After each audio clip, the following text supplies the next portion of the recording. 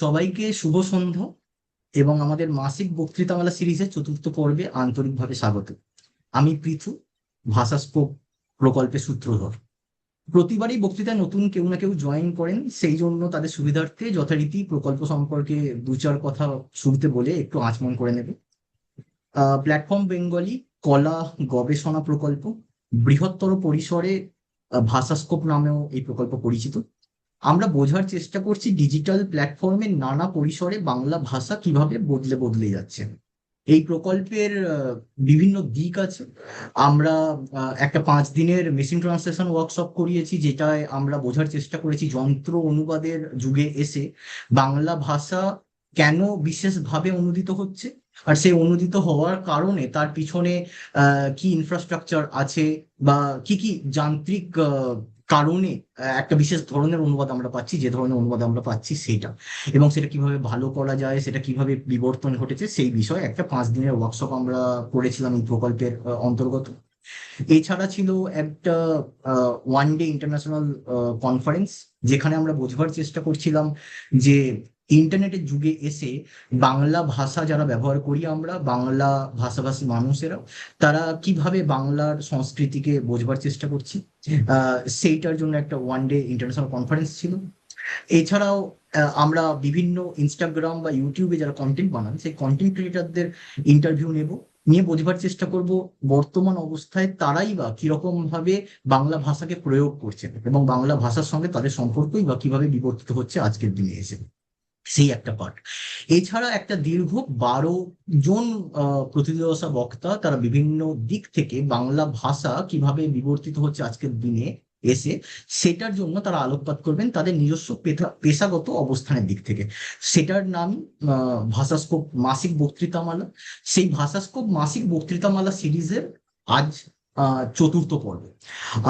চতুর্থ পর্বে এসে আমাদের বক্তা শিশির দা, এবং আজকের বক্তৃতার শিরোনাম তো আপনারা অনেকেই পোস্টারে দেখেছেন, মিডিয়ার ভাষা সেকাল ও একাল।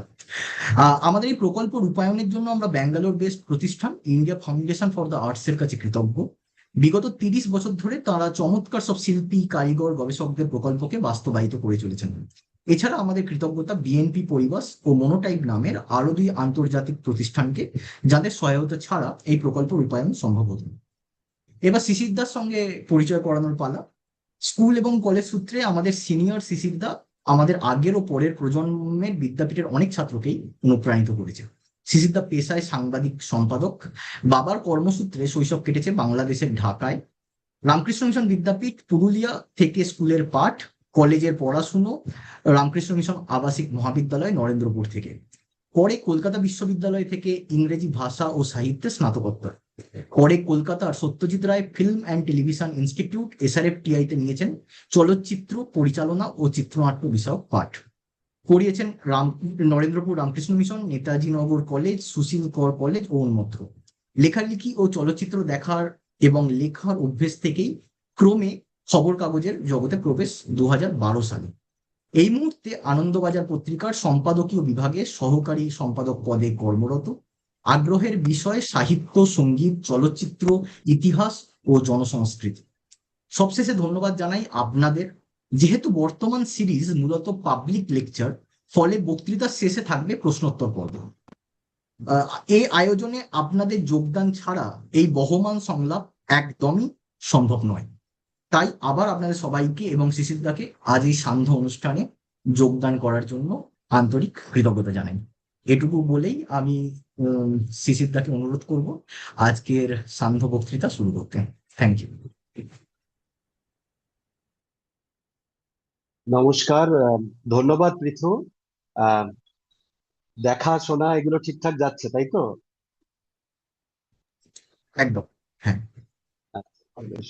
আহ, আশা করি প্রধানমন্ত্রীর রিলের মতো ওরকম চুপ করে কিছুক্ষণ থেকে যেতে হবে না, তাই তো?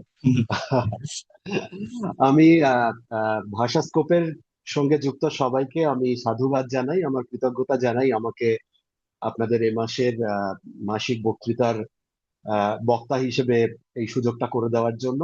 আর আহ, পৃথু যেমন বললেন, ভাষাস্কোপ প্রকল্পটার সম্পর্কে একটা ধারণা দিলেন, আমরা সবাই পেলাম সেটা। এটা একটা অত্যন্ত গুরুত্বপূর্ণ কাজ, কারণ বাংলা ভাষা এবং তাকে নানান দিক থেকে এবং বিশেষ করে প্রযুক্তির দিক থেকে এবং ডিজিটাল মাধ্যমের দিক থেকে, যে ডিজিটাল দুনিয়াতে আমরা এখন সর্বক্ষত আছি আর কি, সবসময়ই আছি, আহ সেটার দিক থেকেও বাংলা ভাষাকে দেখার এবং আরো নানান দিক থেকে, সেই জন্যই নানান 12 মাসে 12 বক্তা এবং তাদের অভিজ্ঞতা এবং কাজের জায়গাটা থেকে ওরা হয়তো এক একজনকে আমন্ত্রণ জানাচ্ছেন। আর সবচেয়ে বড় কথা, আপনারা ভালোবেসে এসেছেন, যারা যে দর্শকরা বা শ্রোতারা আজকে এখানে আছেন, আমি তাদের প্রতি অত্যন্ত কৃতজ্ঞ। আপনারা সবাই এই একটা কাজের দিনের সন্ধ্যাবেলাটা অন্যান্য কাজকর্ম, আহ বিনোদন, আহ খবর, TV, serial, cinema, OTT series সবকিছু ছেড়ে এখানে আছেন এরকম একটা জায়গাতে, সেই জন্য। পৃথু আগেই বলেছেন যে এটার একটা আহ, আহ, বিষয় আছে। বিষয়টা যদিও আমরা মিলিজুলি করেই ঠিক করেছি, সেটা হচ্ছে মিডিয়ার ভাষা সেকাল একাল। এবার এই মিডিয়া শব্দটা, এটা খুব আমার খুব মজা লাগছিল এটা ভেবে, যে এই বিষয়টা কিন্তু আমাদের দু তরফের থেকে, দুজনের পক্ষ থেকে অনেক আগে থেকেই ঠিক হয়ে গেছে, মানে অন্তত পক্ষে দিন 15-20, ইফ নট মোর, সেদিক থেকে। কিন্তু এর মধ্যে ঘটনার ঘনঘটা এত কিছু ঘটেছে, এবং অতি সম্প্রতি মিডিয়াকে কেন্দ্র করে আবার এত কিছু ঘটেছে। হ্যাঁ, মিডিয়া মিডিয়া নিজেই এখন মিছিল করছে, মিডিয়া নিগৃহীত হচ্ছে, মিডিয়া মার খেয়ে আবার আহ কান্নাকাটি করে পথে নামছে, এবং তাদের পক্ষে বিপক্ষে কিংবা বেড়ার উপরে বেড়ার ওধারে নানান রকম মানুষজন বসে পা দুলিয়ে নানান রকম মতামত পোষণ করছেন। তো এইটা খুব একটা, যদি খুব ইন্টারেস্টিং একটা সময় আমরা এই সময়টাতে আছি, এবং মিডিয়ার দিক থেকেও বটে, এবং মিডিয়া যা নিয়ে কাজ করে খবর, এবং আর যা নিয়ে কাজ করে জীবন বা সময় বা সমাজকে, উম সমাজের ভাষ্য, সমাজকে নিয়ে মন্তব্য করা, এবং এর সমস্ত কিছুর, এই সবই যদি টেক্সট হয়, মানে খবর যদি টেক্সট হয়, সমাজ যদি টেক্সট হয়, সময়টাও যদি এটা টেক্সট হয়, তাহলে তার সাবটেক্সটটা হচ্ছে ভাষা। তার কারণ ভাষাকে কেন্দ্র করে, ভাষাকে ঘিরে এবং ভাষাকে ভিত্তি করে এই জিনিসগুলো মিডিয়া আমাদের কাছে পৌঁছে দিচ্ছে। অর্থাৎ আমি বলতে চাইছি যে মিডিয়া এমন একটা বয়ান তৈরি করছে, কারণ বয়ান মানেই হচ্ছে আসলে ভাষা। আমরা যখন বলি বয়ান, বয়ানের কাছাকাছি একটা ইংরেজি শব্দ হচ্ছে ন্যারেটিভ। এই ন্যারেটিভটা হয়তো আমরা একাডেমিয়ার ক্ষেত্রে খুব বেশি নানান ক্ষেত্রে প্রয়োগ করি। আবার রাজনীতি, সমাজনীতি, সমাজতত্ত্ব এসবের ক্ষেত্রেও বয়ান বা ন্যারেটিভের একটা আলাদা গুরুত্ব আছে। আমরা বলি যে শাসক দল একটা ন্যারেটিভ তৈরি করছে, বা অমুক সংগঠন একটা ন্যারেটিভ তৈরি করছে। এবার ন্যারেটিভ মানে কি? ন্যারেটিভটা তো আসলে সাহিত্য থেকে ধার নেওয়া একটা শব্দ। ন্যারেটিভ মানে হচ্ছে আখ্যান রীতি, আখ্যান শৈলী, বা আখ্যান, যদি আরেকটু গুরুগম্ভীর ভাবে আখ্যান তত্ত্বও বলতে পারি। হ্যাঁ, ন্যারেটোলজি। এইভাবে তো ন্যারেটিভ মানে হচ্ছে একটা গল্পকে আমরা যেভাবে বলি সেটাই হচ্ছে ন্যারেটিভ, তাই তো? এবং তার মানে কি, মিডিয়াকে যখন আমরা, বা রাজনীতির ক্ষেত্রে যখন আমরা ন্যারেটিভ শব্দটা বলছি, আমরা আসলে ব্যাপারটাকে ভাষার দিক থেকে বোঝাতে চাইছি। আমরা সূত্রটা নিচ্ছি বা উপমাটা নিচ্ছি বা অ্যানালজিটা নিচ্ছি ভাষার দুনিয়া থেকে, বা আখ্যানের দুনিয়া থেকে, গল্পের দুনিয়া থেকে, কথকতার দুনিয়া থেকে। এ কারণে আমরা যারা খবরের জগতে কাজ করি, আহ আপনারা, দর্শকেরা বা শ্রোতারা বা পাঠকেরা অনেক সময় একটা শব্দকে আপনারা পান খবরের কাগজের দুনিয়াতেও, যেটা খুব বহুল প্রচলিত, সেটা হচ্ছে স্টোরি। একটা স্টোরি। হ্যাঁ, এবার এটা অনেকে আপত্তি তোলেন যে আরে বাবা, একটা ভূমিকম্প হয়ে গেল, এটা তোমার কাছে একটা স্টোরি? এ আবার কেমন কথা? হুম। অমুক জায়গাতে এতগুলো লোক মরে গেল, এতগুলো লোক পুলিশের লাঠি খাচ্ছে, তোমার কাছে এটা স্টোরি? এটা জাস্ট একটা গল্প মাত্র, একটা কাহিনী, এটা একটা আখ্যান মাত্র। যেমন নাটকের মানুষেরা আমাদের খবরের কাগজের লোকেদের প্রতি এক এক হাত নেন অনেক সময়ই, যখন প্রায়ই দেখি আমরা একটা উপমা ব্যবহার করি, কুনাট্য। হ্যাঁ, যেন রাজনীতিতে নতুন এক কুনাট্য শুরু হইয়াছে। হ্যাঁ, এই যে কুনাট্য, হয়তো শাসক দল এবং বিরোধী দলের মধ্যে চাপান উতোর অমুক তমুক করে হ্যাঁ, বিধানসভা বা সংসদে এমন একটা কিছু হচ্ছে যেটা একদমই কুরুচিকর বা যারা গর্হিত বা যারা খুব অপ্রীতিকর, বা যেটা আমাদের মূল জনজীবনের সঙ্গে ঠিক রুচিকর নয়, মানুষজন বীতশ্রদ্ধ হয়ে মুখ ঘুরিয়ে নিচ্ছেন, এরা জনপ্রতিনিধি অথচ এরা কি ভাষায় কথা বলছেন, তখন হয়তো খবরের কাগজ লিখছে বা কোনো মিডিয়া বলছে এটা একটা কুনাট্য অভিনীত হলো। এই যে তখন নাটকের লোকেরা খেপে খেপে যান যে নাটকের মতো একটা এলিভেটেড আর্টকে কেন এইভাবে একটা আহ, আহ, আহ, রাজনীতি সমাজের দিক থেকে বর্ণনা করা বা ব্যাখ্যা করার চেষ্টা, ওইখান থেকে কেন অ্যানালজি টানা। এবার কথাটা হচ্ছে এই, যেহেতু সাহিত্য, এবং সাহিত্যের সূত্রে সাহিত্য কিভাবে হয়, শব্দ শব্দ গেথে গেথে আমাদের মুখের ভাষাও তাই হয়, আমাদের লেখার ভাষাও তাই হয়, এবং আমাদের ভাব প্রকাশের ভাষাও তাই, সে খবরের কাগজই হোক, সে নাট্য মঞ্চের ভাষাই হোক, সে সিনেমার ভাষার সংলাপই হোক, কিংবা যা খুশি হোক না কেন, সেটা যেখানেই হোক না কেন, টিভির পর্দাতে চাপানুতরে, সংবাদের চাপানুতরে হোক বা যাই হোক, শব্দ তথা ভাষাকে আমরা কখনো এড়াতে পারছি না। এই এড়াতে পারছি না বলেই শব্দ এবং ভাষার নানান অ্যানালজি, সাহিত্যের নানান অ্যানালজি, উপমা আমাদের এই খবরের জগতে প্রবেশ করেছে। শুধু প্রবেশই করেনি, সেটাও এক ধরনের ভাষ্যের কাজ করছে। মানে মিডিয়া যা প্রচার মাধ্যম, আমরা যদি প্রচার মাধ্যম বা গণমাধ্যম বলি, আমি প্রথমে খবরের কাগজ বা টিভি বা রেডিও বা সিনেমা বা সোশ্যাল মিডিয়া, এগুলোকে প্রথমেই আমি আলাদা করছি না। আমি একটু পরে যখন আনন্দবাজার পত্রিকার ফোকাস নিয়ে কিছু কথা বলবো, তখন আমি হয়তো প্রথমে ক্লাসিক্যাল মিডিয়া বা প্রিন্ট মিডিয়া, তারপরে হয়তো ইলেকট্রনিক মিডিয়ার ভাষা, তারপরে হয়তো সোশ্যাল মিডিয়ার ভাষা, এইভাবে হয়তো শেষ দিকে এক এক করে কিছু কিছু কমেন্ট করব। কিন্তু আমি প্রথমে বোঝাতে চাইছি এই পয়েন্টটাকে, যে মিডিয়ার ভাষা, মিডিয়া এবং ভাষা পরস্পর এতটাই অচ্ছেদ্য, অঙ্গাঙ্গী, এবং এতটা একটা লাভ হেট রিলেশনশিপ নিয়ে থাকে না, যে এটা আমাদের দর্শকদেরও কাছে বা পাঠকদেরও কাছে, যদি সেটা ইলেকট্রনিক মিডিয়া হয় তবে সেটা হবে একই সঙ্গে অডিও ভিজুয়াল দর্শক, শ্রোতা। আর যদি শুধু প্রিন্ট মিডিয়া হয় তাহলে সেটা হয়ে যাবেন পাঠক। এবং যদি ওয়েব মিডিয়া বা ডিজিটাল মিডিয়া হয় তখন সেটা হবে একটা কম্পোজিট, পাঠক দর্শক শ্রোতা সব মিলেমিশে একটা কম্পোজিট চরিত্র হবে। কিন্তু যা কোনোভাবে কখনোই এড়ানো যাবে না, সেটা হচ্ছে ল্যাঙ্গুয়েজ, মানে ভাষা। এই মিডিয়া, ভাষা, এবং উল্টো দিকে যারা সেই মিডিয়া এবং মিডিয়ার ভাষার রিসেপ্টর বা রিসেপ্টেকল, বা যারা তার গ্রহিতা, মিডিয়াকে ভাষা সূত্রে যারা গ্রহণ করছেন, বা যদি গ্রহণও না করেন, এই গ্রহণের মধ্যে বর্জনও আছে, সব মিডিয়াকে আমরা সবসময় গ্রহণ করি না, অন্তত এখন করছি না, সুতরাং গ্রহণের মধ্যে কিন্তু বর্জনও মিশে আছে। আমি বলতে চাইছি যারা অন্তত রেসপন্ড করছেন মিডিয়ার প্রতি, সেটা গ্রহণের মাধ্যমে রেসপন্স হতে পারে বা বর্জনের মাধ্যমেও রেসপন্ড করা হতে পারে, দুটোই কিন্তু সংযোগ, বিয়োগও কিন্তু এক্ষেত্রে সংযোগ।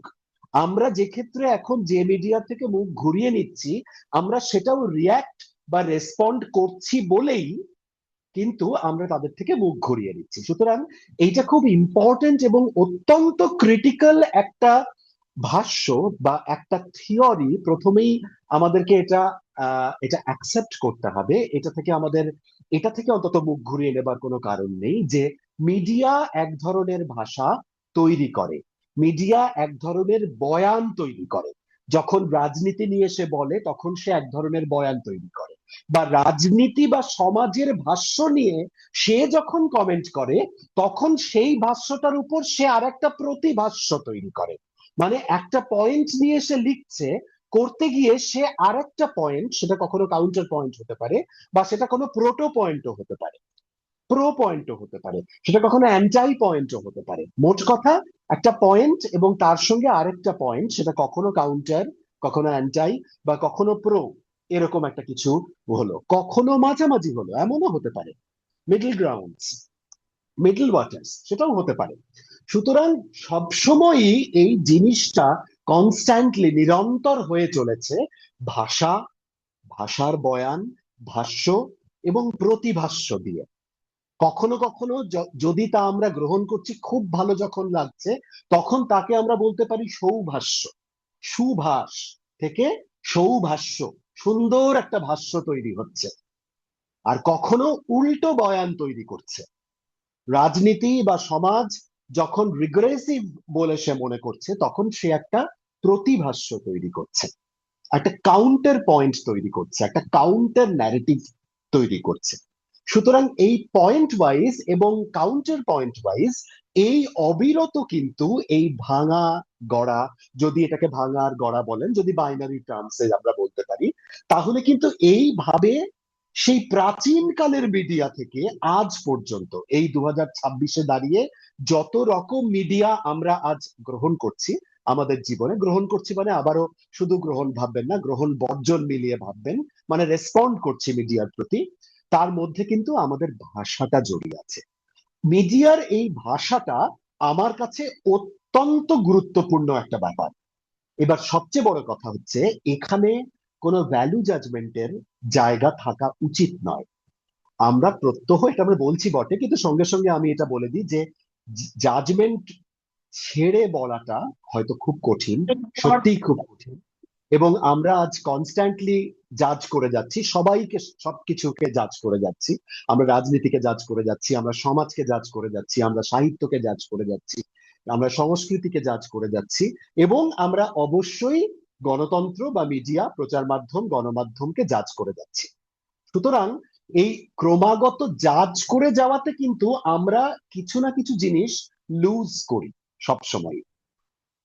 এই আমরা কারা? আমরা মানে আমরাই, এই সমাজই, যারা নিজেরা সেই বয়ানগুলো তৈরি করছি, আবার সেটাই আমরা মিডিয়ার পর্দায় দেখে বা মিডিয়ার পাতায় দেখে বা মিডিয়ার আন্তর্জালিক অবয়বে দেখে আমরা সেটা হয়তো গ্রহণ করতে পারছি না ঠিক করে। আমরা হয়তো ঘৃণায় বা বিরূপতায় আমরা মুখ সরিয়ে নিচ্ছি।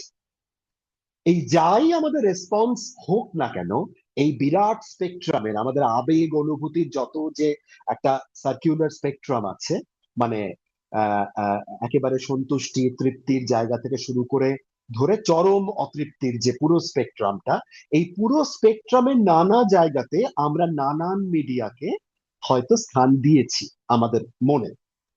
আমার এই কিন্তু এই জায়গাটার পুরো স্পেকট্রামটাই আমার কাছে খুব গুরুত্বপূর্ণ।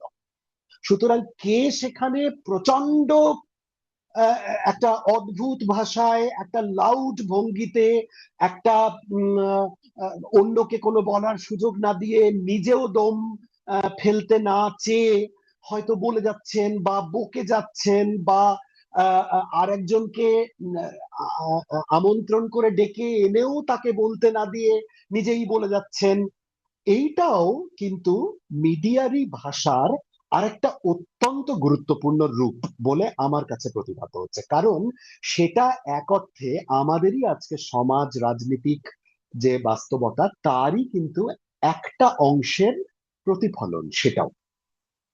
সুতরাং আমরা আজ যে ভাষায় কথা বলছি, মিডিয়াও কিন্তু সে ভাষাতেই কথা বলছে, বা ইটস ভাইসি ভার্সা অলসো।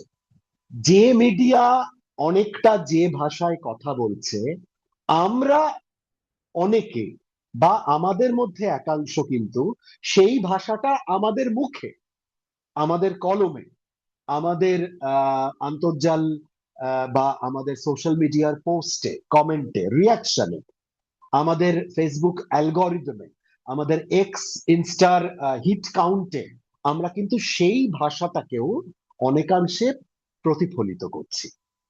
যদি রিফ্লেকশন না হয়, অ্যাটলিস্ট রিফ্রাকশন তো করছি, এটা আমার ধারণা। সুতরাং এই ভাষাটাকে আমরা কখনোই এড়িয়ে কোথাও যেতে পারবো না। উই ক্যানট অ্যাভয়েড দিস বয়ান, this narrative, this language of media in today at least. এবং আমার তো মনে হয় যে এটা আগামীকালের অনাগত ভবিষ্যতের জন্য এটা সমান সত্যি। সুতরাং এই জায়গাটা থেকে এইটা আমার একটা অত্যন্ত যদি বলেন একটা গ্রস গৌরচন্দ্রিকা, একটা মুখবন্ধ। আমি এইটা বলে তার বেসিসে আমি বাকিটা বলবো এক এক করে। আপনারা যদি ভাষাস্কোপের ওরা যে পোস্টটা দিয়েছিলেন যখন আমাদের এই আজকের এই অনুষ্ঠানটার বিষয়ে ওরা লেখেন, তখন দেখবেন ওরা আনন্দবাজার পত্রিকা, যেটা ঘটনাসূত্রে আমার কর্মস্থল, ওরা ওখানে একটা দুটো লাইন লিখেছিলেন, যে লাইন দুটো আমার একদিক থেকে দেখলে ভালো তো লেগেছে, কিন্তু আমার খুব ইন্টারেস্টিংও লেগেছে আমার। সেটা হচ্ছে ওরা সেখানে বলেছেন যে আমাদের যে বাংলা ভাষার এবং গণমাধ্যমের বাংলা ভাষার যে একটা দীর্ঘ যাত্রা, সেই যাত্রায় একটা প্রতিষ্ঠান হিসেবে এই পত্রিকাটার একটা ভূমিকা আছে, একটা বড় ভূমিকা আছে বলে তারা মনে করেছেন, ভাষাস্কোপ। এবার তারা সেটা তাদের মনোভাব, তারা মনে করেছেন। They are so so kind of them, so nice of them to say like that. এবং ধরুন সেই জায়গাটা থেকে ওরা হয়তো প্রত্যাশা করছেন, বা ওরা আমার কাছ থেকে তার প্রতিনিধিত্ব স্বরূপও হয়তো একটা যাত্রার এই বিবর্তনটা, মানে আমাদের বাংলা ভাষা, আমাদের গণমাধ্যমের বাংলা ভাষা এবং আনন্দবাজার পত্রিকা প্রাতিষ্ঠানিকভাবে এই গণমাধ্যমের বাংলা ভাষা যে যাত্রাপথ, এটাকে তারা হয়তো একটা খোপের মধ্যে ভরে তার বিষয়ে আমার কিছু মতামত বা মন্তব্য বা বক্তব্য প্রত্যাশা করছেন। এটা আমার মনে হয়েছে ওরা যে পোস্টটা দিয়েছিলেন সেই জায়গাটুকু থেকে। আহ, আক্ষরিক অর্থেই এটা একটা সত্যি কথা, তার কারণ 1922 সালের 13ই মার্চ আনন্দবাজার পত্রিকা প্রথম শুরু হয়, প্রথম সংখ্যা, প্রথম বর্ষ প্রথম সংখ্যা বেরোয় 1922 সালের 13 মার্চ। 13 মার্চ দিনটা ছিল সে বছর দোলের দিন, দোল পূর্ণিমা। এবং জানেন যে 1922 সাল এবং সেই সময়টা বাঙালির রাজনীতিতে এবং অখণ্ড ভারতের, তখন অখণ্ড ভারত এবং ভারতের রাজনীতিতে সেটা একটা অত্যন্ত ক্রিটিক্যাল টাইম রাজনৈতিক ভাবে। এবং স্বাধীনতা সংগ্রাম, সশস্ত্র স্বাধীনতা সংগ্রাম, জাতীয়তাবাদী আন্দোলন, গান্ধীবাদী যে রাজনীতি, কংগ্রেসের রাজনীতি, এই সমস্ত কিছু মিলে একটা অত্যন্ত উত্তাল সময়। এই উত্তাল সময়টা আবার, নোট দিস, আমি এই উত্তাল শব্দটা আমি আপনাদেরকে মনে রাখতে বলছি। এই শব্দটা আহ, একটা গণমাধ্যমের খুব প্রিয় শব্দ এবং খুব প্রচলিত শব্দ।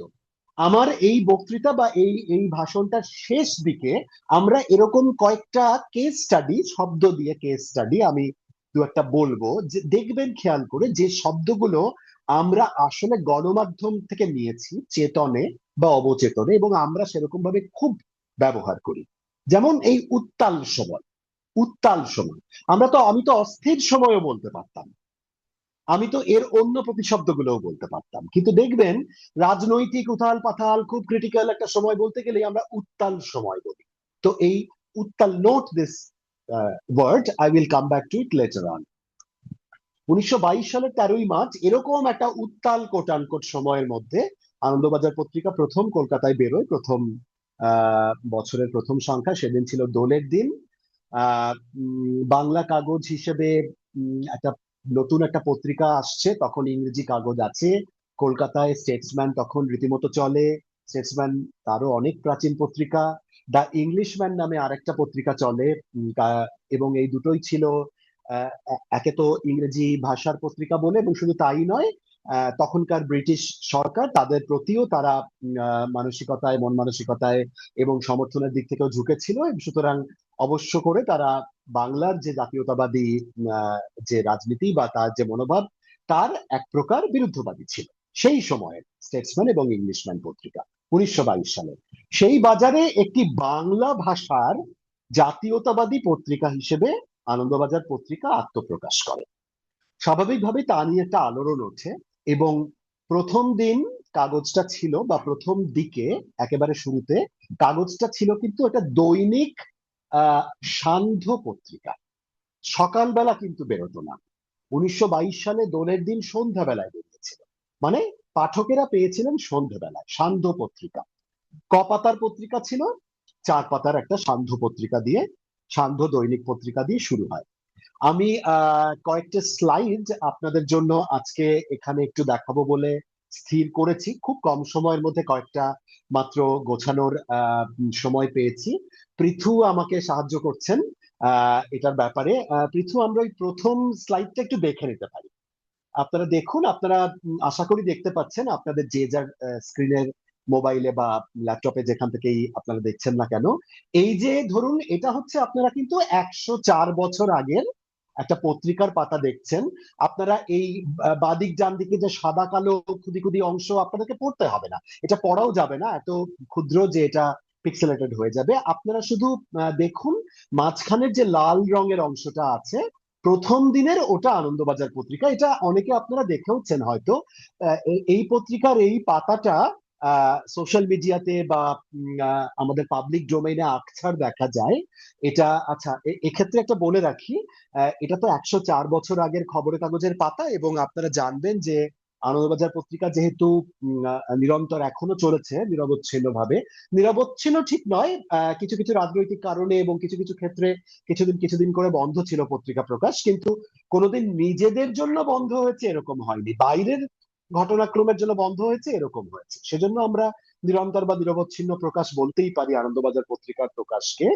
তো সেই ক্ষেত্রে যেহেতু 104 বছর আগেকার একটা পত্রিকা দেখাচ্ছি, এগুলো সব তো আর্কাইভাল মেটেরিয়াল, এবং আনন্দবাজারের ক্ষেত্রে এই সমস্ত আর্কাইভাল মেটেরিয়াল কিন্তু কপিরাইটেড, মানে সেটা আমাদের আনন্দবাজার পত্রিকা গোষ্ঠীর নিজস্ব কপিরাইটের ব্যাপার। সেজন্য এইগুলো তো আমি সেগুলো বাইরের কাউকে দেখাতে পারি না সেভাবে, কারণ নিয়মের নানান গেরো আছে। কিন্তু আমি আজ আপনাদেরকে যে 7-8খানা স্লাইড দেখাবো, সেগুলো কিন্তু সবই পাবলিক ডোমেনে আছে, সুতরাং সেগুলো কপিরাইটের ইস্যুর বাইরেও, যেহেতু পাবলিক ডোমেনে এত এরকম ভাবে বিস্তারিত বা বিস্তৃত হয়ে গেছে, সেজন্য আমিও নিজেও সেগুলো নিয়েছি পাবলিক ডোমেন থেকেই। সেখানে এই আইনের গেরোর ব্যাপারটা নেই, সেজন্য আমি আপনাদেরকে দেখাতে পারছি। তো এই মাঝখানে লাল পত্রিকাটা হচ্ছে প্রথম দিনের আনন্দবাজার পত্রিকা। দেখুন একদম ওপরে, পাতারও একদম ওপরে আপনার আনন্দবাজার পত্রিকা মাস্ট হেড, যেটাকে খবরের কাগজের পরিভাষায় মাস্ট হেড বলে, মানে নামটা। হ্যাঁ, আনন্দবাজার পত্রিকা এটা দেখতে পাবেন। এটা যদি বড় করে দেখা যেত, বা আপনারা পরে নিজেরাও গুগলে দেখে নিতে পারেন, এই পাতাটা পাওয়া যায়। এটা এখন আপনারা যেরকম ছাপা কাগজে এই যে দেখুন আনন্দ, মাঝখানে একটু দেখুন একটু গ্যাপ আছে, আনন্দবাজার কিন্তু একসঙ্গে নয়, আনন্দ বাজার পত্রিকা এরকম ভাবে ভেঙে ভেঙে মাস্টারটা করা হচ্ছে। এবং দেখুন এই যে ক্যালিগ্রাফিটা, মানে আনন্দ বাজার পত্রিকা তিনটে শব্দ যেভাবে লেখা, তার যে লিখন শৈলীটা, সেটা দেখেই বোঝা যাচ্ছে যে এটা হাতে করে কেউ করেছেন, তারপরে সেটাকে তখনকার দিনের মুদ্রণ প্রযুক্তিতে সেটা ওইভাবে ছাপানো হয়েছে, কেমন? সুতরাং কিন্তু এর ক্যালিগ্রাফিটা থেকে পরিষ্কার, যেটা একটা একটা হিউম্যান টাচ আছে আর কি। এই প্রথম দিনের আনন্দবাজার পত্রিকা, এটা একটা ঐতিহাসিক ব্যাপার। আচ্ছা, লাল রঙের কালিতে কেন ছাপা? এইখানে একটা গল্প আছে, গল্পটা আপনারা অনেকে জানেন হয়তো।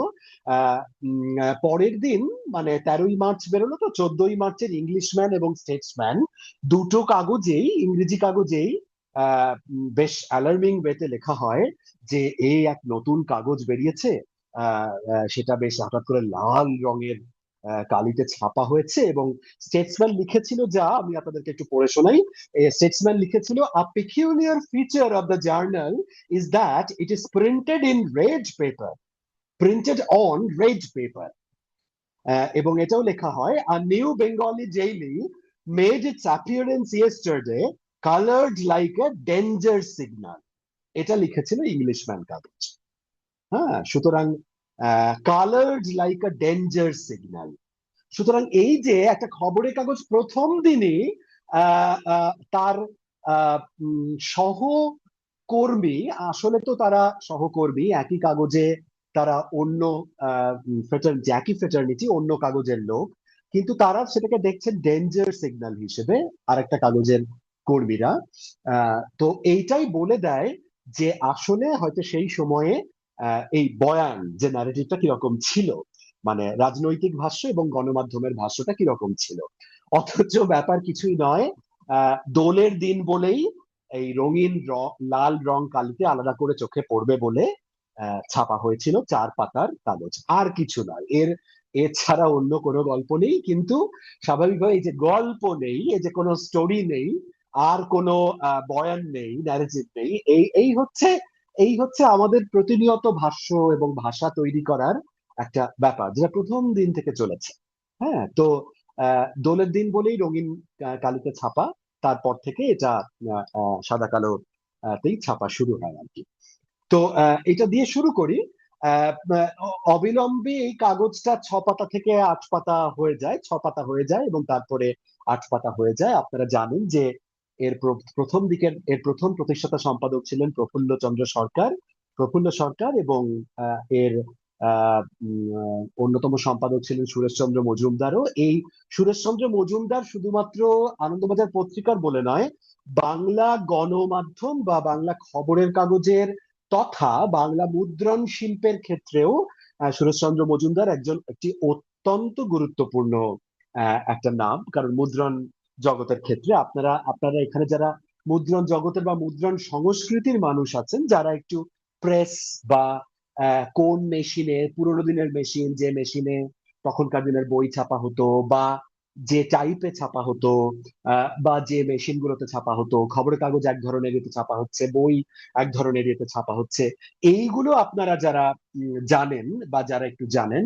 তারা জানবেন যে এই সুরেশচন্দ্র মজুমদারের কথা আপনারা হয়তো একটু জানবেন। শুধু একটা তথ্য আপনাদেরকে এক্ষেত্রে একটু জানিয়ে রাখি যে আহ, প্রথম প্রকাশের 5 বছরের মধ্যেই 1928 সালে সেই সময়ই, না আরেকটু পরে 1935 সালে, মানে আর 12 বছর মতো লেগেছিল, 1935 সালে লাইনোটাইপ মুদ্রণে, আহ, এই মুদ্রণে আনন্দবাজার পত্রিকা প্রথম ছাপা হতে শুরু করে। এই লাইনোটাইপ মুদ্রণ একটা বাংলার মুদ্রণ, বাংলা ভাষা, বাংলা লিপি, সে গণমাধ্যমের হোক বা অন্য জায়গাতে হোক, বইয়েতে হোক, এই লাইনোটাইপ প্রেস, এইটা কিন্তু খুব ইম্পর্টেন্ট একটা মাইল ফলক।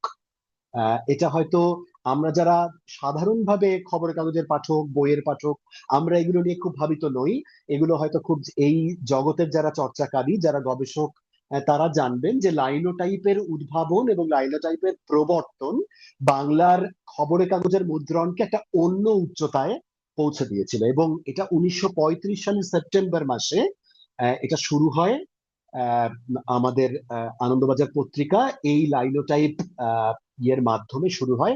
এই লাইনোটাইপটা কি, তার নানান রকম খুঁটিনাটি আছে, আমি ওগুলোতে একদমই যেতে চাই না, অনেকটা সময় নিয়ে নেবে, সেই জন্য সেদিকটাও আমাদের আজকে ফোকাস নয়। শুধু এইটুকু জানেন যে যে লাইন, একটা লাইনে, মানে ধরুন একটা গোটা লাইনে, ধরুন যে একটা ইয়ে ছাপা হবে ধাতব অক্ষরের, মানে একটা ধাতব মেটালের অক্ষর বসিয়ে বসিয়ে তো ছাপা হতো প্রেসে।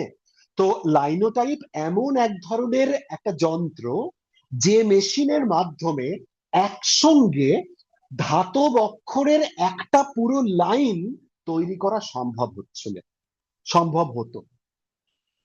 এইটাই একটা বিরাট বড় কিন্তু একটা একটা বিরাট বড় উদ্ভাবন, একটা বিরাট বড় ডেভেলপমেন্ট, একটা বিরাট লিপ বাংলা মুদ্রণের ক্ষেত্রে।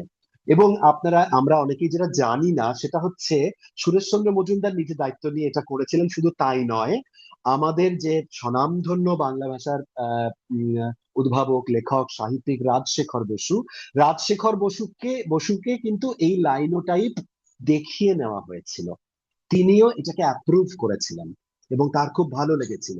এই রাজশেখর বসু এটা অ্যাপ্রুভ করেন এবং তার অ্যাপ্রুভালের পরে একটা খবরের কাগজ এটাকে শুরু করে। এবং আমি কেন বললাম রাজশেখর বসুর ব্যাপারটা, তার কারণ হচ্ছে আনন্দবাজার পত্রিকা আজ 104 বছরের এই যাত্রায় বাংলা ভাষার আহ সমস্ত রথী মহারথীকে হয় সঙ্গে নিয়েছে তার যাত্রায়, হয় তাদের অফিসে এনে বসিয়ে পদমর্যাদা দিয়ে, একেবারে যাকে আমরা বলি চাকরি দেওয়া, বা সসম্মানে এক একটা বিভাগের বা এক একটা সাহিত্য অংশের বা মুদ্রণ অংশের বা অন্যান্য বিভাগের দায়িত্ব দিয়ে তাদেরকে প্রতিষ্ঠা দিয়েছে, যেমন ঠিক সেই রকম হয়তো অনেকে যারা ভেতরে না হলেও তাদের সব সময় তাদেরকে কি বলবো, তাদের পরামর্শ নিয়ে, তাদের উপদেশনা নিয়ে কিন্তু কাজ করেছে। সেই জন্য বাংলা ভাষার, বাংলা লিপির, বাংলা মুদ্রণের এই যে শতবর্ষেরও বেশি যে যাত্রা, এটাতে কিন্তু প্রথম থেকে রবীন্দ্রনাথ বলুন, রাজশেখর বসু বলুন, সুকুমার সেন বলুন, সুনীতি কুমার চট্টোপাধ্যায় বলুন, যাদেরকে আমরা লব্ধ যশ, লব্ধ প্রতিষ্ঠা, স্বনামধন্য যাদেরকে আমরা মনে করতে পারি, প্রত্যেককেই কিন্তু আনন্দবাজার পত্রিকার সঙ্গে এরকম প্রত্যক্ষ বা পরোক্ষ ভাবে যুক্ত ছিলেন। হ্যাঁ, আমরা পরে পরে যারা অনেক বাংলা সাহিত্যের রথী মহারথীরা, আমরা জানি যে তারা এই সংস্থায়, তারা এই প্রতিষ্ঠানে কাজ করেছেন, তারা চাকরি করেছেন, তারা তাদের চাকরি করাকালীন অমুক ম্যাগাজিনটাকে, তমুক ব্যাপারটাকে এরকম উচ্চতায় তুলে দিয়েছেন, সেগুলো আমরা জানি, কারণ সেগুলো এই সেদিনকার অতীত বলে, হয়তো গত 50, 60, 70 বছরের অতীত বলে। কিন্তু সেগুলো তো আমরা জানি, কিন্তু তারও আগের যেগুলো আমরা জানি না, একটা খবরের কাগজের প্রথম যাত্রার প্রথম দিক থেকে রবীন্দ্রনাথকে আনন্দবাজার পেয়েছিল তার শুরু থেকে। আপনারা নিজেরাই দেখে নিন, 1922-এ একটা খবরের কাগজ শুরু হচ্ছে, 1941-এ রবীন্দ্রনাথ চলে যাচ্ছেন।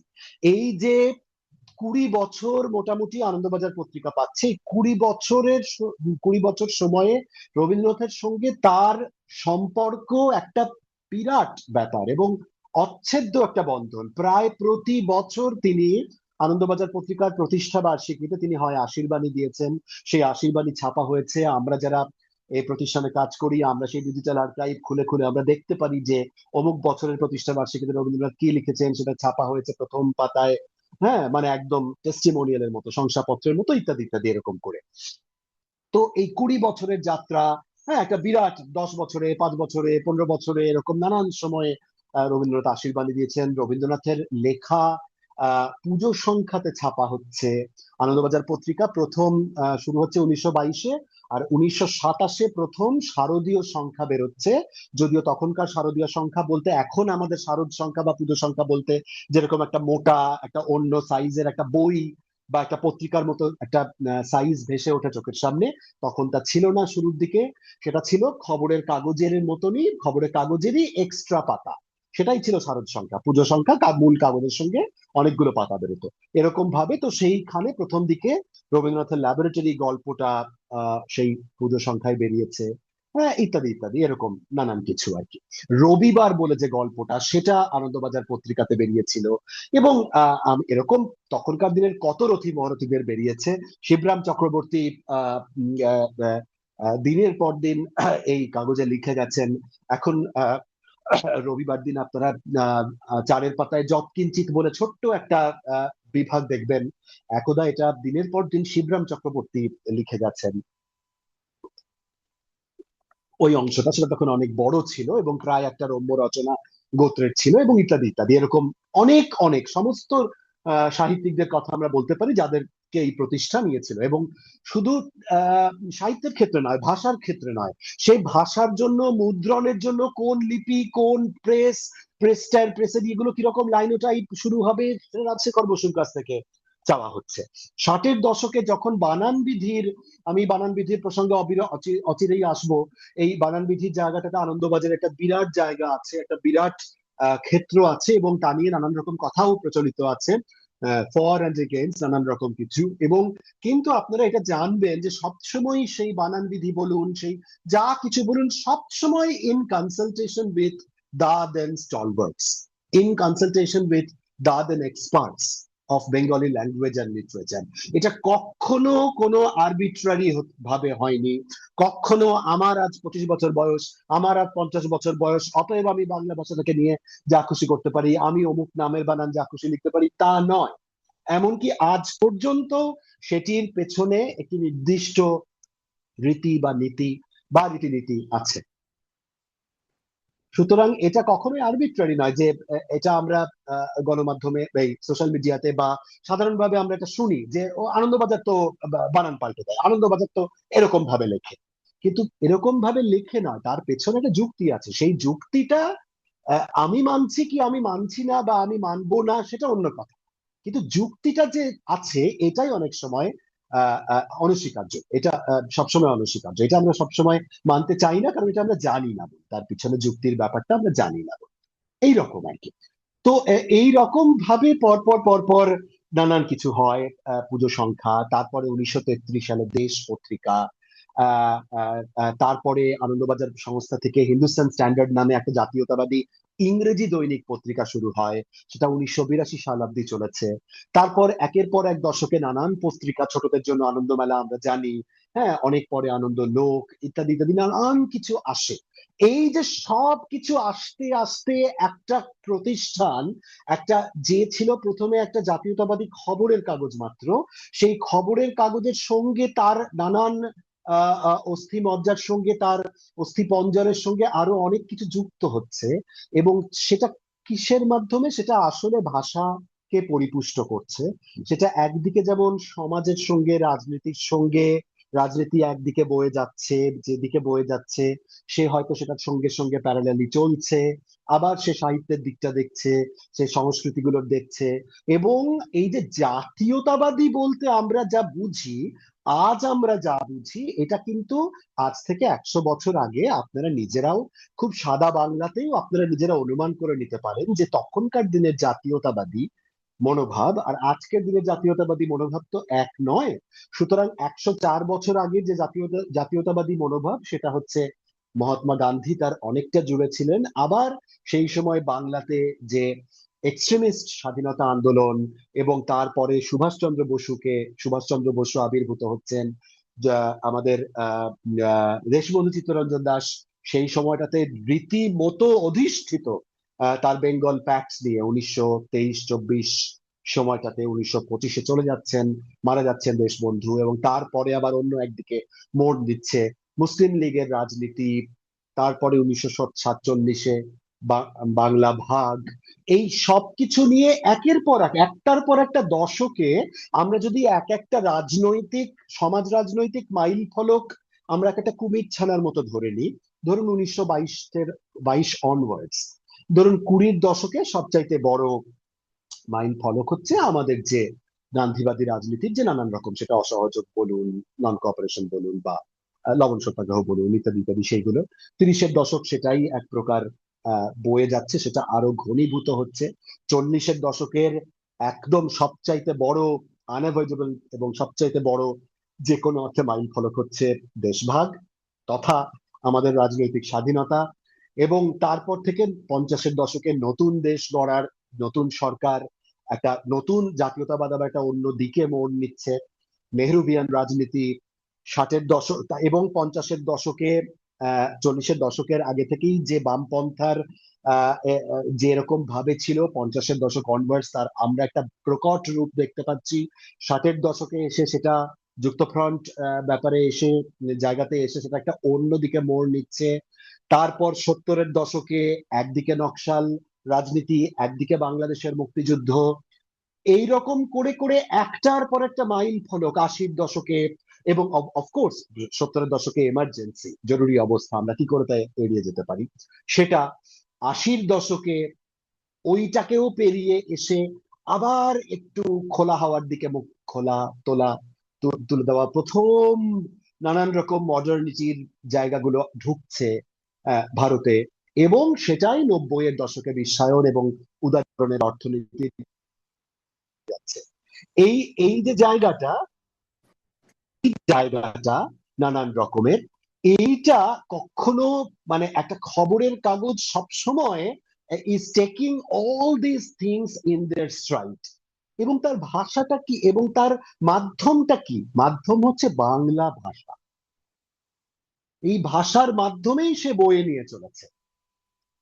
এই যে আমি এক একটা দশকের এক একটা গোদা গোদা বা বড় বড় মাইল ফলক গুলো আপনাদের সামনে বললাম, হ্যাঁ, তো সেটা কেন বলছি এবার ভাষার সঙ্গে যুক্ত করে দিচ্ছি। আপনারা জানেন, এই কিছুদিন আগে পর্যন্ত আপনারা খেয়াল করে হয়তো দেখেছেন যে আনন্দবাজার পত্রিকার সম্পাদকীয় পাতার সম্পাদকীয় যে বাঁদিকের যে সম্পাদকীয় স্তম্ভ, সেগুলো এই কয়েক বছর আগে পর্যন্ত লেখা হতো সাধু ভাষা, সাধু। বাকি অংশ বা লেখা হচ্ছে প্রমিত বা চলিত বাংলা ভাষায়, চলিত বাংলা ভাষায়। এই ব্যাপারটা প্রথম দিকে, মানে প্রথম থেকে 1922 সাল থেকে, 1922 সাল থেকে কিন্তু তখন বাংলা ভাষা মানেই হচ্ছে বলতে গেলে সাধু ভাষা, মানে লেখার ভাষা হচ্ছে সাধু ভাষা, বা কলকে পাওয়া ভাষা হচ্ছে বরং সাধু ভাষা। সেজন্য খবরের কাগজের সমস্ত খবরের ভাষাও হচ্ছে সাধু ভাষা। এটা 1922 থেকে প্রায় 60-এর দশক অবধি এইটা চলেছে, সাধু ভাষাতেই লেখা হচ্ছে। মানে আপনারা জানবেন, খুব ইন্টারেস্টিং একটা তথ্য আপনাদেরকে দিই। একটা কাগজ, খবরের কাগজ দেখুন প্রথম কিরকম পেশাদার হলে 1922 সালে যে শুরু হচ্ছে, 1936 সালে আমরা জানি বিশ্বের সামার অলিম্পিক্স বা অলিম্পিক্স হয়েছিল, যে 1936-এর সামার অলিম্পিক্স বিখ্যাত তথা কুখ্যাত, কারণ সেটা বার্লিনে হয়েছিল এবং সেটা হিটলারের আমলে হয়েছিল, নাৎসি জমানার বার্লিন অলিম্পিক্স। হ্যাঁ, তার ইয়েতে এই 1936-এর বার্লিন অলিম্পিক্সে বাংলা, ভারতের তথা বাংলার তথা কলকাতার একটা খবরের কাগজ তাদের রিপোর্টার পাঠাচ্ছে অলিম্পিক্স কভার করার জন্য। এবং আপনারা যদি আনন্দবাজার পত্রিকা লাইব্রেরিতে এসে যদি ডিজিটাল আর্কাইভ দেখেন, হ্যাঁ, যেটা আমার বলতে গেলেও এখন শিহরণ হয় হচ্ছে, যে সেখানে আমি দেখতে পাচ্ছি 1936 সালের 1 আগস্ট বার্লিন অলিম্পিক শুরু হচ্ছে। কেমন? সুতরাং আমি পরের দিনের মানে 2রা আগস্টের কাগজ দেখছি, আমাদের ডিজিটাল আর্কাইভ দেখছি, সেখানে রিপোর্টার লিখছেন, তার রিপোর্টারের পরে আমরা কি দেখি, রিপোর্টারের নিজস্ব সংবাদদাতা এরকম থাকে, তো কোনো নাম থাকে না, রিপোর্টারের কোনো নাম থাকে না। এখন যারা বিশ্বকাপ কভার করতে যান সেটা এত প্রেস্টিজিয়াস যে সেই রিপোর্টারের নাম দিয়ে তার রিপোর্ট গুলো থাকে। আমরা দেখি যে এই যে বিশ্বকাপ হয়ে গেল আমেরিকা, মেক্সিকো এবং কানাডায়, আমরা দেখেছি যে অমুক কাগজের হয়ে অমুক বিশ্বকাপের নিউ ইয়র্ক থেকে লিখছেন বা অমুক কানাডা থেকে লিখছেন, খেলার খবর লিখছেন, ইত্যাদি ইত্যাদি। 1936 সালে রিপোর্টারদের সেই বিলাসিতা ছিল না, সেখানে তখনও নিজস্ব সংবাদদাতা, মানে যদিও তাকে পাঠানো হয়েছে কলকাতা থেকে উজিয়ে বার্লিনে, কিন্তু তিনি যাত্রাপথে তিনি লিখছেন তার নিজস্ব সংবাদদাতার পরে ব্র্যাকেটে লেখা আছে প্যারিস হাইফেন বিমান ডাক। মানে তিনি তখনও বার্লিনে পৌঁছতে পারেননি, প্যারিসে বসে তিনি প্যারিসের যে ফ্রেঞ্চ, যে তার আহ, ভাই বেরাদর মানে ফ্রেটার্নিটি প্রেস, ফ্রেঞ্চ প্রেস, তাদের থেকে বার্লিনের তখনকার মতো যে খবরগুলো পেয়েছেন সেইগুলো বাংলাতে অনুবাদ করে সেইখানেই তিনি ডাকে, বিমান ডাকে পাঠিয়ে দিয়েছেন ভারতের জন্য বা কলকাতার জন্য, যেটা পরের দিন ছাপা হবে, যে প্রথম দিন অলিম্পিকে সেদিন লেখা, সেদিন প্রথম ইয়েটা লেখা আছে খেলার পাতায়, যে হের হিটলার, এটাই লেখা আছে বাংলাতে, হের হিটলার, হয়কার র বা হয় জফলা একার র, আমি ঠিক নিশ্চিত হতে পারছি না, হের হিটলারই উদ্বোধন করবেন অলিম্পিক্স, এরকম ভাবে লেখা আছে শিরোনামটা সেদিনের। তো 1936 সালে প্যারিস থেকে এরকম ভাবে লন্ডন থেকে পাঠাচ্ছেন, তারপর বার্লিন থেকেই পাঠাচ্ছেন, যখন তিনি বার্লিনে পৌঁছে গেছেন তখন সেখান থেকে পাঠাচ্ছেন। একটা কাগজ শুরু হওয়ার 14 বছরের মাথায় বার্লিনে অলিম্পিক কভার করতে পাঠানো হচ্ছে রিপোর্টারকে। 1965 সালে বিহারে একটা ভয়ঙ্কর খরা হয়, ভয়ঙ্কর ভয়ঙ্কর। আমরা যে খরা আমরা আফ্রিকায় বা সাহারা মরুভূমির মতো জায়গাতে বা ইথিওপিয়াতে বিভিন্ন বিশ্বের গণমাধ্যমে দেখে এসেছি সেরকম। তখন এরকম হয়েছে যে স্পেশাল বিমান, চার্টার্ড প্লেন ভাড়া করে রিপোর্টার গ্রুপকে পাঠানো হয়েছিল সেইখানে আহ সেই রিপোর্টিংটা করার জন্য। ছেড়ে দিন 1946 সালে যে নোয়াখালী দাঙ্গা হয় দেশভাগের ইমিডিয়েটলি আগে, যেখানে মহাত্মা গান্ধী গেলেন, হাঁটলেন নোয়াখালীতে, সেই গান্ধীর নোয়াখালী পরিভ্রমণ, হাঁটাটা কভার করতে, এবং রোজ যাতে প্রতিটা মিনিট মুহূর্ত, আজ যেমন আমরা বলি রিয়েল টাইম রিপোর্টিং, যেরকম ইলেকট্রনিক মিডিয়াতে সম্ভব, সেই রকম পুরোটা দেখবেন 1946-এর নোয়াখালী দাঙ্গার রিপোর্টিং আনন্দবাজার পত্রিকার ডিজিটাল আর্কাইভ দেখলে সত্যিকার অর্থে শিহরণ জাগে, যে পাঠানো হয়েছিল সেইটা পুরোটা কভার করতে। নোয়াখালী তো হাতের কাছে, কিন্তু ভাবুন বার্লিন কোথায়, তখনকার দিনের সময়ে দূরে দূরে পাঠানো হচ্ছে, ইত্যাদি ইত্যাদি। নন্দা ঘুন্টি শৃঙ্গ জয় আরোহণ হবে, যে এক্সপেডিশন টিম যাবে, সেটার সঙ্গে এই প্রতিষ্ঠান জড়িয়েছিল, সেইটা আলাদা করে কভার করা হচ্ছে। যখন এই সশস্ত্র বিপ্লব স্বাধীনতা সংগ্রামের যে পর্বটা আমরা বলছি, বিপ্লবী বীণা দাস জ্যাকসনকে গুলি করছেন বা লক্ষ্যভ্রষ্ট হচ্ছে এবং ধরা পড়ছেন, তার পরে মানে কয়েক মাস ধরে তার ট্রায়াল চলছে, পুরোটা বীণা দাসের ট্রায়াল কভার করেছিল এই খবরের কাগজ। এবং ওই রিপোর্টিং সাধু ভাষায় রিপোর্টিং, এইটা 30-40 স্বাধীন হলো ভারত, চলছে সাধু ভাষা। আস্তে আস্তে সাধু ভাষার সঙ্গে দেখা যাচ্ছে সাধু ভাষাটা একটু সরল, একটু নরম হয়ে আসছে। মানে অত দাঁত ফোটানো সাধু নয়, একটা মাঝামাঝি যেন মধ্যম পন্থা অবলম্বন করছে। আমি সাধুটাই রাখছি, সাধু ভাষাটাই রাখছি ঠিকই, কিন্তু আমি একটু নরম হয়ে এসেছি।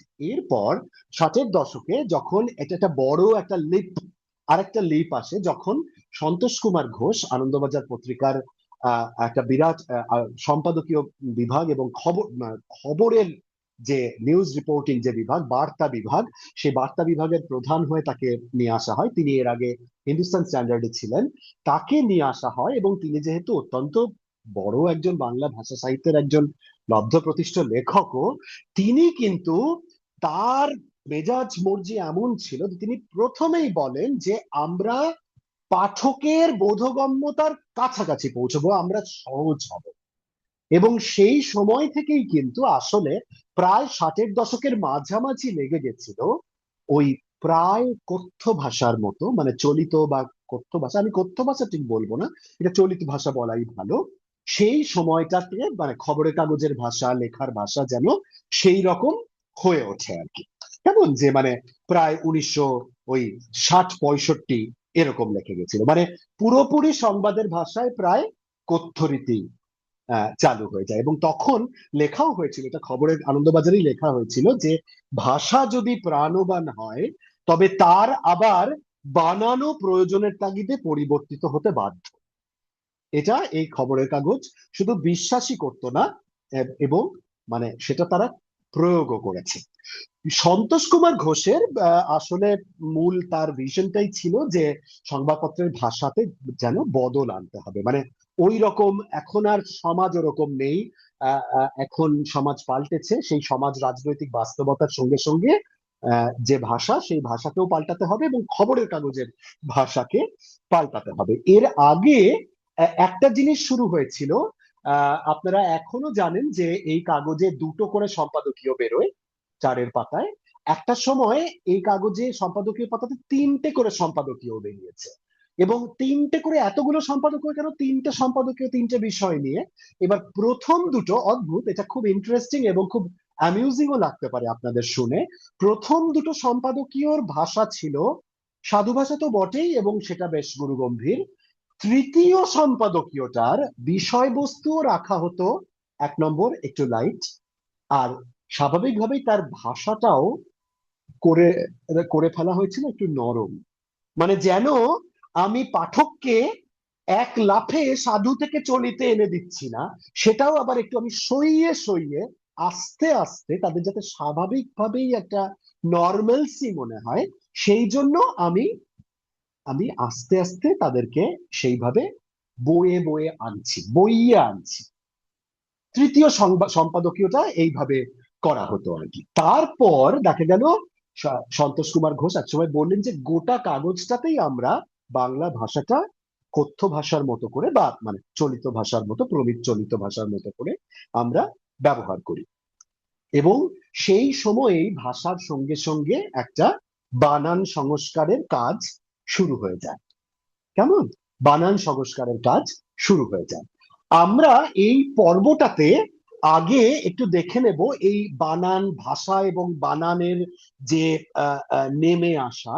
এই নেমে আসা মানে কিন্তু পতন ভাবে আপনারা ভাববেন না, এটা ভাববেন যেন একটা হাই পেডেস্টালে ছিল, সেই পেডেস্টাল থেকে বা বেদি থেকে আমি নেমে আসছি এক পার, আমার পাঠকের এক পার নেমে আসছি, এইভাবে ভাববেন আপনারা।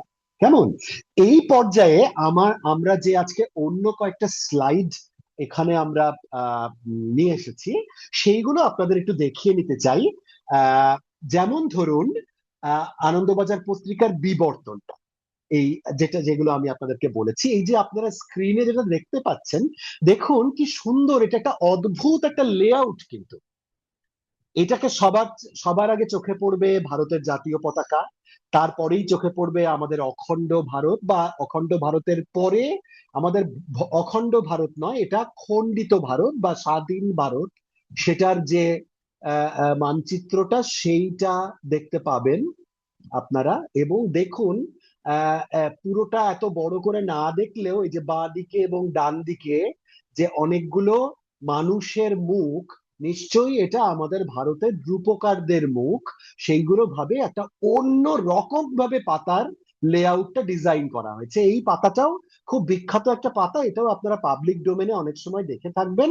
এটা হচ্ছে 15ই আগস্ট 1947 সালের আনন্দবাজার পত্রিকার একটা পাতা। সেদিন মূল কাগজের সঙ্গে আরো অনেক বড় মোটা কাগজ বেরিয়েছিল হয়েছিল। দেখুন তার রং, তার নানান রকম ব্যাপার। এবং এটা কি আজ জুম করা যাবে একটু? আহ আমি আসলে পড়াতে চাইছি এই আনন্দবাজার পত্রিকা লেখার পরে দেখুন লেখা আছে কি, নূতন যুগ সূর্য উঠিল, ছুটিল তিমির রাত্রি। বুঝতেই পারছেন রবীন্দ্রনাথ থেকে নেওয়া। এবং এইটাকে দিয়ে হেডিং করা হয়েছে, হেডলাইন করা হয়েছে। 1947-এ রাজনৈতিক স্বাধীনতার প্রেক্ষিতে এই যে একটা কি হেডিং করব, আমরা তো সবাই বলি যে আনন্দবাজার পত্রিকা এমন একটা পত্রিকা যার হেডলাইন আমাদের দশকের পর দশক মাতিয়ে রেখেছে, বা একটা কোনো বড় ঘটনা ঘটলেই একটা চর্চা হয় যে পরের দিন আনন্দবাজার কি হেডিং করবে, যেটা আজ পর্যন্ত একটা ইন্টারেস্ট আমাদেরকে গ্রো করে আমাদের মধ্যে। তো এইটা দেখুন 1947 সাল, আমি হেডিং এর জায়গাটাতে আসছি কেমন। আহ এইটা 1947 সালের 15ই আগস্টের পাতা। তারপরের টা চাই, তারপরের স্লাইডটায় যাই। আচ্ছা, এটা দেখুন, এটা একটা অত্যন্ত, এটা খুব সাধারণ, একটা সাধারণ দিনের পাতা, কিন্তু এটা আসলে সেই সময় বাঙালির জীবনে একটা ভয়ঙ্কর দিন এবং খুব গুরুত্বপূর্ণ দিন। একটু যদি জুম করা যায় আর তাহলে আমি একটু পড়ে শোনাতে পারি। এই হেডিংটা আপনারাও হয়তো দেখতে পাবেন। হেডিংটা হচ্ছে, ঢাকায় রাষ্ট্রভাষা আন্দোলনকারী ছাত্রদের উপর পুলিশের গুলিবর্ষণ। বুঝতেই পাচ্ছেন এটা কবেকার কাগজ। এটা হচ্ছে 22শে ফেব্রুয়ারি 1952 সালের কাগজ। তার আগের দিন 21শে ফেব্রুয়ারি ঘটে গেছে ঢাকায়, ঢাকার রাজপথে ভাষা শহীদরা গুলি খেয়েছেন, পুলিশের গুলি, রাষ্ট্রভাষা বাংলা চাই এই দাবিতে। সেই দিনকার আনন্দবাজার পত্রিকার কাগজ। এবং প্রথম দিন এটা দেখুন, এটা কিন্তু আলাদা করে ইয়ে না, এটা খুব ক্রিটিক্যালি কয়েক ধাপে দেখুন। এই যে প্রথম যে হেডিংটা পড়লাম, তারপর আবার ধাপে হেডিং করা হয়েছে। হ্যাঁ, কারণ তখন খবরের কাগজে অফিসে এসেছে 1 জন নিহত, 16 জন আহত। এই নিহতের সংখ্যা অচিরেই বাড়বে এবং এর পরের পরের দিনের কাগজে সেগুলো বেরোবে। আমরা জানি সেই সালাম, রফিক, বরকত, জব্বার এরা সবাই ভাষা শহীদ হয়েছেন অনেকে, এবং 8 জনের অবস্থা গুরুতর। এই পর পর পর পর হেডিং এ বড় করে করে এবং ফন্ট গুলোর সাইজ বড় করে ছোট করে গুরুত্ব দিয়ে বোঝানো হচ্ছে যে কি জিনিস ঘটে গেছে ঢাকায়। কেমন? বেশ, এর পরের স্লাইডটাতে আমরা একটু যাই। দেখুন বড় বড় করে বোঝা যাচ্ছে, চন্দ্র পদতলে। এটা পরের দশকের ব্যাপার, 1969-এ, তাই তো? 1969-এ তো চাঁদে গেছিল মানুষ। দেখুন ধাপে হেডিং। আসল হেডিংটা চন্দ্র পদতলে, বোঝাই যাচ্ছে সবচেয়ে বড় যে ফন্ট সাইজ থাকবে যেটা, সেটাই হচ্ছে সেটা হেডিং। কিন্তু তারও উপরে কালো ব্যানারের মধ্যে লেখা, সবার উপরে মানুষ। এটা শোনা মাত্র আমাদের মনে পড়ে সবার উপরে মানুষ, সত্য তার উপর নাই। কিন্তু দেখুন সেখান থেকে 3টে শব্দ নেওয়া হলো। হ্যাঁ, সত্য তত্ত্ব বলা হলো না, সবার উপরে মানুষ। হ্যাঁ, ততক্ষণ পর্যন্ত চাঁদে যে গেছে মানুষ, সুতরাং চন্দ্র পদতলে। হ্যাঁ, এই যে একটা অদ্ভুত, এটা 60-এর দশকের একটা শিরোনাম, একটা হেডিং। আচ্ছা, আমরা পরের স্লাইডটাতে যাই। দেখুন কিভাবে লেআউট করা হয়েছিল পাতাটার, বড় করে আমাদের ইয়ের উম, ছবি দিয়ে। বেশ, পরেরটাতে যাই।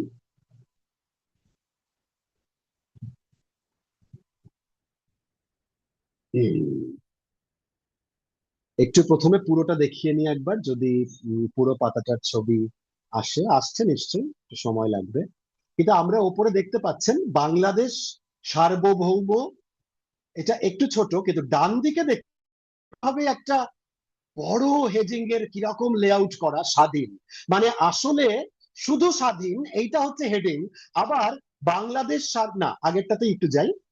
বাংলাদেশ সার্বভৌম স্বাধীন, ওটাই হচ্ছে পাতাটার হেডিং। আগের স্লাইডটাতে একটু যাই। এইটা ঠিক। হ্যাঁ, এই যে বাংলাদেশ সার্বভৌম স্বাধীন। হ্যাঁ, আর এইটা হচ্ছে প্রথমের এটা হচ্ছে মার্চের 1971-এর 25শে মার্চ বাংলাদেশ স্বাধীনতা ঘোষণা করলো এবং বলল যে আজ থেকে আমরা স্বাধীন, আমরা এখন মুক্তিযুদ্ধ করব, আমরা যুদ্ধ করে আমরা আমাদের স্বাধীনতা ছিনিয়ে আনবো। মানে ভারতের স্বাধীনতা আর বাংলাদেশের স্বাধীনতার ব্যাপারটা এক নয়।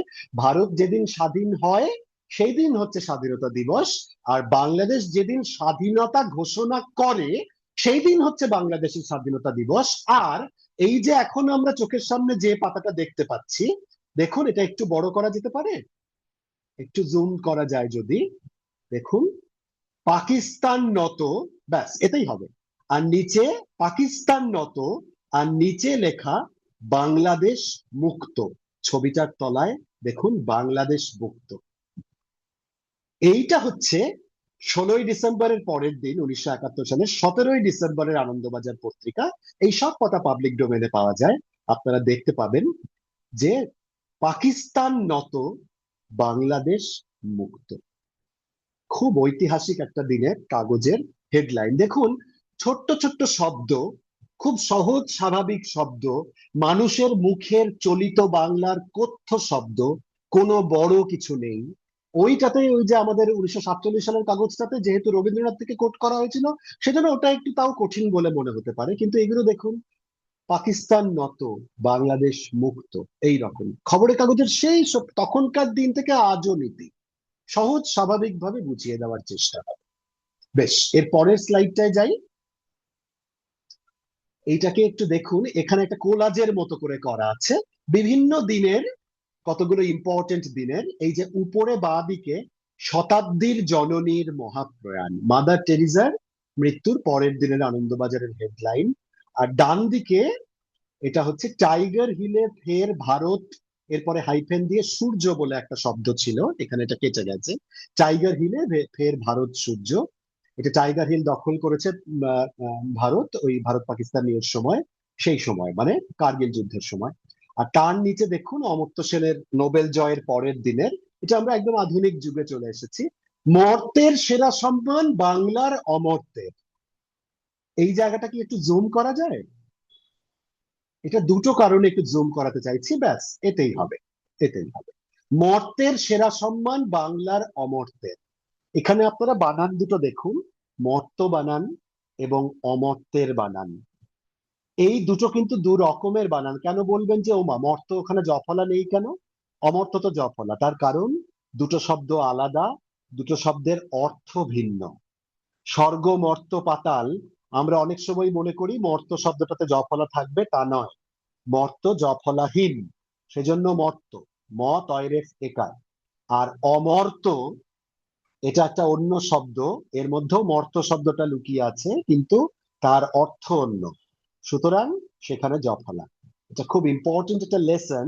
এটা দুদিক থেকেই, যে একটা খবরের কাগজ একই সঙ্গে এরকম একটা প্লে অফ ওয়ার্ডস করছে, যেটা খবরের কাগজ, যে কোনো খবরের কাগজই চায় বা করতে চায়, এবং একই সঙ্গে আসলে এটাও চোখে পড়াবে যে দেখুন দুটো শব্দকে আমি বানান এবং দিয়েও বোঝাতে চাইছি এইরকম। পরেরটাতে যাই, পরের স্লাইডটায়, পরের স্লাইডটাই যাই।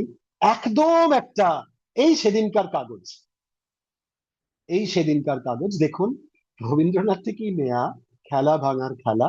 এই যে সদ্য যে তৃণমূল কংগ্রেসের যে ভাঙনটা হলো, সেটার দিনের হেডিং। এটা আপনারা নিজেরাও হয়তো অনেকে আপনাদের ঘরে দেখেছেন, কাগজে খেলা ভাঙার খেলা। তো এরকমই আমি এটা এই দিনকার হাতের সামনে পেলাম বলে এটা নিলাম পাবলিক ডোমেনে। এরকমই ধরুন অনেকগুলো আপনাদের মনে করানো যেতে পারে, যেমন ধরুন 2011 সালে যখন আহ বাম কংগ্রেস গিয়ে তৃণমূল কংগ্রেস প্রথম এলো ক্ষমতায়, তখন অনেকের আপনাদের মনে পড়তে পারে হেডিংটা ছিল বাম বিদায়। হ্যাঁ, তারপর যেমন ধরুন এই সেদিন যখন বিজেপি সরকারের যখন জয় হলো, তখনকার দিনের ব্যাপারটা ছিল মমতার পতন, বিজেপি উদয়, এইটা ছিল। সহজ স্বাভাবিক শব্দ, দুটো বড় বড় ডেকে দু লাইনে এরকম ভাবে করা হয়েছিল, আর এইটা তার কদিন পরেই খেলা ভাঙার খেলা ইত্যাদি ইত্যাদি। তো এই জিনিস আনন্দবাজার পরের পর চলে এসেছে। আচ্ছা, এইবার এবার আপনাদেরকে এর পরের যে পরের যে স্লাইডটা, এই স্লাইডে দেখুন আমি তিনখানা বইয়ের প্রচ্ছদ এখানে রেখেছি। যে তিনখানা বই আপনারা নিজেরাও একটু নোট করতে পারেন, বা এই তিনখানা বইয়ের কোনোটার সঙ্গে হয়তো আপনারাও যার পরনাই পরিচিত, যারা লেখালেখি করেন তাদের অনেকের কাছে এই বই থাকতেও পারে। এই বই তিনটে খবরের কাগজ এবং বিশেষ করে আমাদের এই প্রতিষ্ঠানে অত্যন্ত ইম্পর্টেন্ট তিনটে বই। প্রথমটার নাম হচ্ছে, আহ এইটা আমি আপনাদেরকে সামনে দেখাতেও পারি, এটা হয়তো মিরর ইমেজে আসতে পারে। এটার নাম হচ্ছে বাংলা কি লিখবেন কেন লিখবেন। এই বইটা, এটা আনন্দ পাবলিশার্স থেকেই বেরোনো। এটা প্রথম বেরোয় 1991 সালে। ওই যে বলছিলাম আনন্দবাজার পত্রিকা প্রতিষ্ঠান নানা সময়ে বড় বড় লেখক সাহিত্যিকদেরকে এই এনগেজ করেছে। বাংলা ভাষা বানান এগুলো কিরকম হবে, এগুলো পাল্টালে কিরকম পাল্টাবে, কোন নীতিতে পাল্টাবে, কোন রীতিতে পাল্টাবে, এই নিয়ে সবসময় সে পরীক্ষা নিরীক্ষায় শুধু নয়, সে এটাকে একটা রীতির জায়গাতেও একটা মান্যতা দেওয়ার, স্বীকৃতি দেওয়ারও চেষ্টা করেছে। তো এইটার সঙ্গে, এই প্রজেক্টের সঙ্গে যুক্ত ছিলেন প্রত্যক্ষভাবে নীরেন্দ্রনাথ চক্রবর্তী এবং এই সময়ের সেই সময় বাংলা ভাষা এক্সপার্টরা সকলেই। যেমন আপনারা যদি এইটার ভূমিকাটা পড়েন, এই ভূমিকাতে দুটো লাইন আছে, আমি আপনাদেরকে পড়ে শোনাই যে বানানে সমতা বিধানের উদ্দেশ্য নিয়ে কিছুকাল পূর্বে বানান বিধি নামে একটি পুস্তিকা আমরা প্রকাশ করেছিলাম। এ ব্যাপারে উৎসাহী গুণীজনদের কাছে তা পাঠানো হয়। পুস্তিকাটি পাঠ করে doctor Asit Kumar Bandyopadhyay, doctor Pabitra Sarkar, doctor Jagannath Chakraborty, doctor Bhabatosh Dutta, doctor Ajit Kumar Ghosh, doctor Arun Kumar Mukhopadhyay, doctor Bijit Kumar Dutta, Shri Subhash Bhattacharya, Shri Ashok Mukhopadhyay, Shri Kartik Majumdar ও শ্রী রামেন্দ্র ভট্টাচার্য আপন আপন অভিমত আমাদের জানিয়েছে। কেমন? এটা 90 দশকের বই বলে এদের নাম পাচ্ছি, কারণ এরা সেই সময়কার ভাষাতত্ত্বের বানান বিধির ইত্যাদি স্টলওয়ার্ডস বলে। তার আগে, একটু আগে যে বললাম 60-এর দশকের মাঝামাঝি সন্তোষ কুমার ঘোষের সময় থেকেই যে বাংলা ভাষা এবং বানানের একটা সংস্কারের জায়গা তৈরি হয়েছিল, তখন সেই জায়গাটা থেকেও আপনাদের কিছু পড়ে শোনাই। তখন সুনীতি কুমার চট্টোপাধ্যায় এবং এদের কাছেও এই ব্যাপারটা জানানো হয়েছিল, পাঠানো হয়েছিল, তাদের মতামত চাওয়া হয়েছিল, এবং তখন বলা হয়েছিল যে এই সংস্কারটার তিনটে কোনো তো প্রিন্সিপাল থাকবে, কেন আমরা সংস্কার করতে চাইছি বা যাচ্ছি। এই সংস্কারের তিনটে প্রধান নীতি ছিল। 1 নম্বর হচ্ছে দ্বিত্ব এবং জফলা যথাসম্ভব বর্জন করা। যেমন আগেকার দিনের বানানে কর্ম লেখা হতো ক, ময় ময় মানে ময় ম যুক্তাক্ষর রেস। এটা আমরা দেখতে পাই পুরোনো দিনের অনেক লেখাপত্রে। কর্ম মানে যুক্তাক্ষর এবং দ্বিত্ব। তো এইগুলো যথাসম্ভব বর্জন করা, কোনো দরকার নেই। ক ময় রেস যেমন আমরা দেখতে পাই। যেমন পূর্ব বাংলা, তখন পূর্ববঙ্গ লেখা হতো পয় দীর্ঘ বয় ব যুক্তাক্ষর রেস। তোমার তো কোনো দরকার নেই, পয় দীর্ঘ বয় রেস এইরকম লেখা হবে। সূর্য লেখা হতো দন্তস্বয় দীর্ঘ অন্তঃস্থয় জ রেস জফলা, এরকম ভাবে জফলাটা থাকতো। বলা হলো যে কোনো দরকার নেই, দন্তস্বয় দীর্ঘ অন্তঃস্থয় জয় রে সূর্য, এই করা হবে, যেটা এখন খুব স্বাভাবিক মনে হয় আমাদের কাছে, তাই না? কিন্তু এটাই স্বাভাবিক হয়ে ওঠার পেছনেও অনেক কাঠখড় পোড়াতে হয়েছে। এটা 1 নম্বর নীতি, যে বানানের মধ্যে দ্বিত্ব এবং যথাসম্ভব জফলা বর্জন করা। 2, দেশি শব্দ এবং বিদেশি শব্দের বাংলা বানানে প্রধানত রস্যবাদী হওয়া। রস্যবাদী হওয়া মানে কি? বাংলা ভাষায় বা বাংলা লিপিতে দু রকমের ব্যাপার আছে, রস্য এবং দীর্ঘ। আমাদের রস্যই দীর্ঘই, রস্য উ দীর্ঘ উ। সুতরাং আনন্দবাজার প্রতিষ্ঠান যথাসম্ভব রস্যবাদী হবে, কারণ দীর্ঘ ই দীর্ঘ উ এটা খটোমটো। সুতরাং এটা জটিল, এটা কঠিন, এটি শিশুর জন্যও কঠিন, জটিল। সুতরাং রস্যবাদী হও। কিরকম, কি কোন ক্ষেত্রে রস্যবাদী? দেশি এবং বিদেশি শব্দের ক্ষেত্রে। সেজন্য আমাদের জানতে হবে দেশি শব্দ কোনগুলো, বিদেশি শব্দ কোনগুলো। যেমন ধরুন বিদেশি শব্দ যেমন ধরুন শেক্সপিয়ার, একজন বিদেশি মানুষের নাম শেক্সপিয়ার। পুরোনো দিনের বাংলা বইয়ে বা লেখাপত্রে আপনারা শেক্সপিয়ারের পয়ে দীর্ঘই পাবেন। দীর্ঘই, দীর্ঘ, ওটাকে রস্যবাদী হও, রস্বীকার করো। দেখবেন এই প্রতিষ্ঠান বা এই পাবলিশিং এর সমস্ত কিছুতে এখন রস্যবাদী, বিদেশি শব্দ, অতএব রস্যবাদী। এটা পরে পরে এই সংস্কারের সূত্র ধরেই, ধরুন স্টেশন, স্টেশন একটা বিদেশি শব্দ, ইংরেজি থেকে এসছে। অবশ্যই স্টেশন এখন বাংলাই হয়ে গেছে, কিন্তু বিদেশি থেকে আসা বা বিদেশি থেকে হয়ে যাওয়া বাংলা শব্দ, বাংলা হয়ে যাওয়া বাংলা শব্দ। কিন্তু পুরোনো দিনে রবীন্দ্রনাথ, শরৎচন্দ্রে আমরা পাবো স্টেশন বানানে মূধনস্বয় ট একার। সেটা বলা হচ্ছে, এই বানান বিধি সংস্কারে বলা হলো কোনো প্রয়োজন নেই। এক্ষেত্রে রস্যবাদী হওয়া মানে দন্তস্ব, দন্তস্বয় টয়, মূর্ধন্যস্ব কোনো প্রয়োজন নেই। কিন্তু যেখানে মূর্ধন্যস্ব, যে মূর্ধন্যস্ব শব্দে ব্যাকরণগত উৎপত্তির দিক থেকে মূর্ধন্যস্ব হয়েছে, সেইটা মূর্ধন্যস্ব রাখতেই হবে। বহিষ্কার, বহিষ্কার শব্দটা কোনো দেশি শব্দ নয়, বহিষ্কার শব্দটা বিদেশি শব্দ নয়, বহিষ্কার শব্দটা তৎসম সূত্র ধরে আসা শব্দ। সেখানে মূর্ধন্যস্ব ব্যাকরণের সূত্র মতেই এসেছে, সেটা বহিষ্কার, বহিষ্কারই রাখতে হবে মূর্ধন্যস্ব। তিরস্কার, সেখানে দন্তস্বটা ব্যাকরণের সূত্র ধরেই এসছে, দন্তস্ব। পুরস্কার, দন্তস্বটা ব্যাকরণের সূত্র ধরেই এসছে, দন্তস্ব। সেটাকে আবার পাল্টে কিছু অন্যরকম করে দিলে চলবে না, সেগুলো ওটাই ওটাই রাখতে হবে।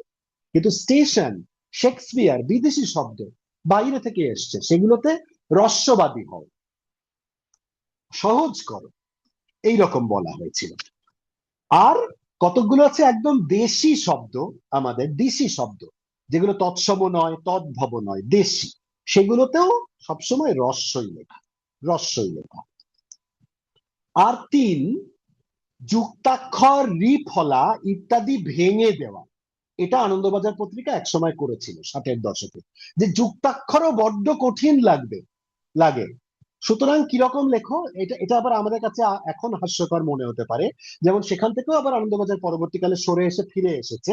যেমন এটা টাইপে মেশিন, তখনকার দিনের প্রযুক্তি, কিন্তু আপনাদের এটা এটা তো বিশ্বাস করতে হবে যে সবসময় প্রযুক্তি, মুদ্রণ কত স্বাভাবিক সহজ করা যায়, সেই দিকে খবরের কাগজ মাথা দেয়। অতএব টাইপে, মেশিনে যুক্তাক্ষর খুব খটোমটো, সুতরাং ভেঙে দাও। কি করো, তখনকার দিনের রিপোর্টার কে লেখা হতো রিপো র, মানে রেফ লেখা হতো না, টয় রেফ লেখা হতো না।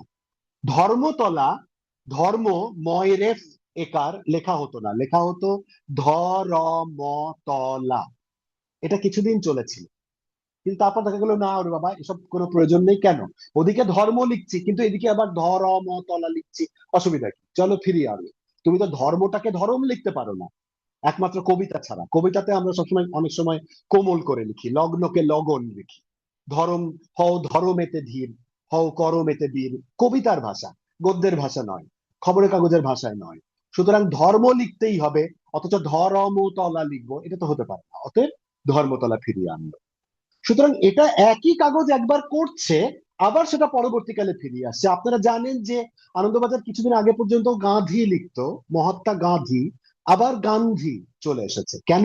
কারণ গান্ধী এত এত এত আমাদের পাবলিক সাইকিতে বসে গেছে, কোনো প্রয়োজন নেই সেটাকে গান্ধী করার। অতএব আবার ফিরে এসো গান্ধীতে, এইরকম। সুতরাং এইটাই হচ্ছে যাত্রাপথে নানান কিছু। এবার 60-এর দশকে যখন ওই বানান সংস্কার সুনীতি বাবুর কাছে পাঠানো হয়েছিল, তিনি কিন্তু এই বানান সংস্কার সর্বার্থে সমর্থন করেননি। তিনি তার মতামত, দ্বিমত, বিরুদ্ধ মত জানিয়েছিলেন।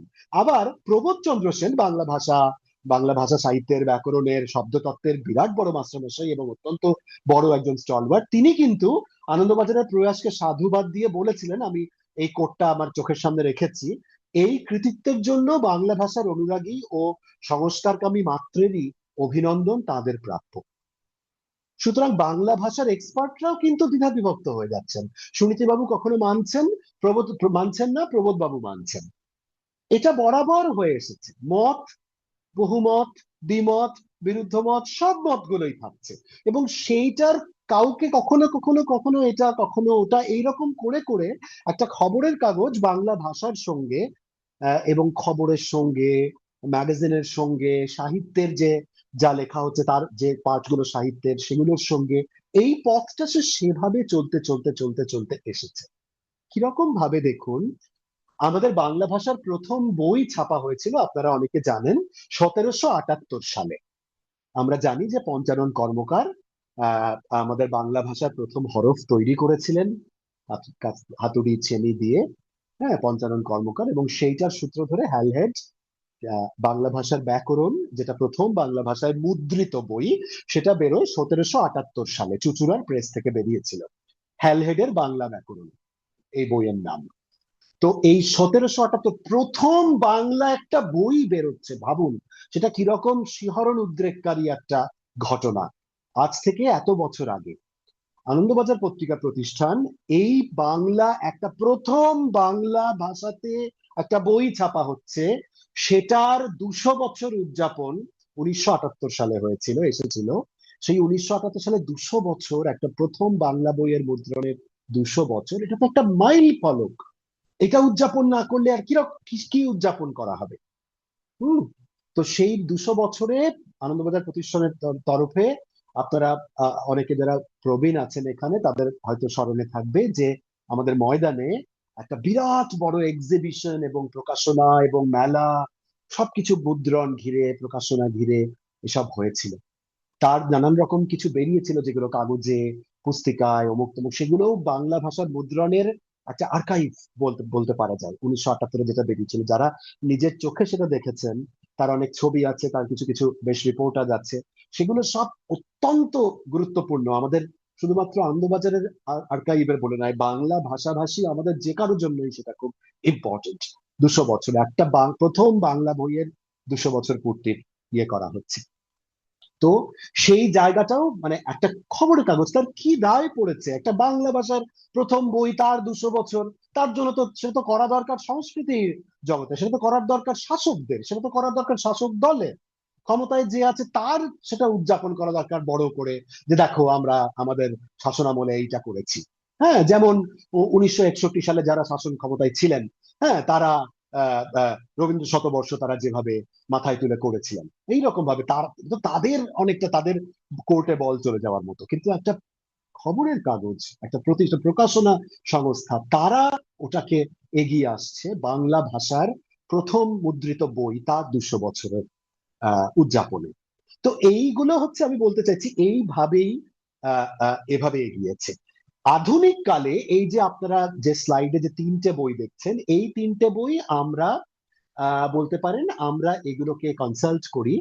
একটা হচ্ছে এই প্রথম দুটো বাংলা, এই প্রথম দুটোই হচ্ছে আনন্দ পাবলিশার্স থেকে বেরোনো। প্রথমটা হচ্ছে এটা যেটা আপনাদেরকে দেখালাম, বাংলা কি লিখবেন কেন লিখবেন। আর দ্বিতীয়টা হচ্ছে এটা, যেটা মিরর ইমেজ আসতে পারে, আপনারা দেখতেও পাচ্ছেন মাঝখানের বইটা স্লাইডে, সম্পাদকের, লেখক ও সম্পাদকের অভিধান, বাংলা লেখক ও সম্পাদকের অভিধান। এই বইগুলো শুধু আমাদের সম্পাদকদের নয়, আমরা যারা সম্পাদনা করি তাদের নয়, লেখকদেরই শুধু নয়, এটা সাধারণভাবে বাংলা ভাষা প্রেমী, বাংলা ভাষাভাষী সকলেরই এই বই দুটো একবার অন্তত পড়া দরকার, হাতে নিয়ে ওর উল্টে দেখা দরকার, এবং নিজের কাছে লেখালেখি করার সুবাদে রাখা দরকার হাতের কাছে। কারণ আপনারা যারাই এই কথা শুনছেন এবং যারা লেখালেখি করেন একটু, তারা, আমার অনুরোধ, এই বইগুলো আপনারা রাখবেন এর সামনে। এর নানান সংস্করণ হতে পারে, হয়েছে, হওয়া দরকারও, এখনকার ইয়েতে আর এখনকার প্রেক্ষাপটে আবারও নতুন করে হওয়া দরকার। কিন্তু এর সম্ভবত লেখক ও সম্পাদকের অভিধান বইটা আমি জানি না, পাবলিক ডোমেনে পিডিএফ এও হয়তো পাওয়া যায়, আপনারা দেখতে পারেন, বা অন্যটাও। এটা আর তৃতীয়টা হচ্ছে, এটা আনন্দ পাবলিশার্স এর কোনো বই নয়, আপনারা জানেন, কিন্তু এটা সংসদ বাংলা অভিধান, এটা ভাষা সাহিত্য সংসদ থেকে বেরোয়, এটা আপনারা অনেকেই পরিচিত। এই সাহিত্য সংসদের প্রকাশিত যে সংসদ বাংলা অভিধান, এইটার এই বানানটা কিন্তু আমাদের প্রতিষ্ঠান হরে দরে অনুসরণ করে থাকে।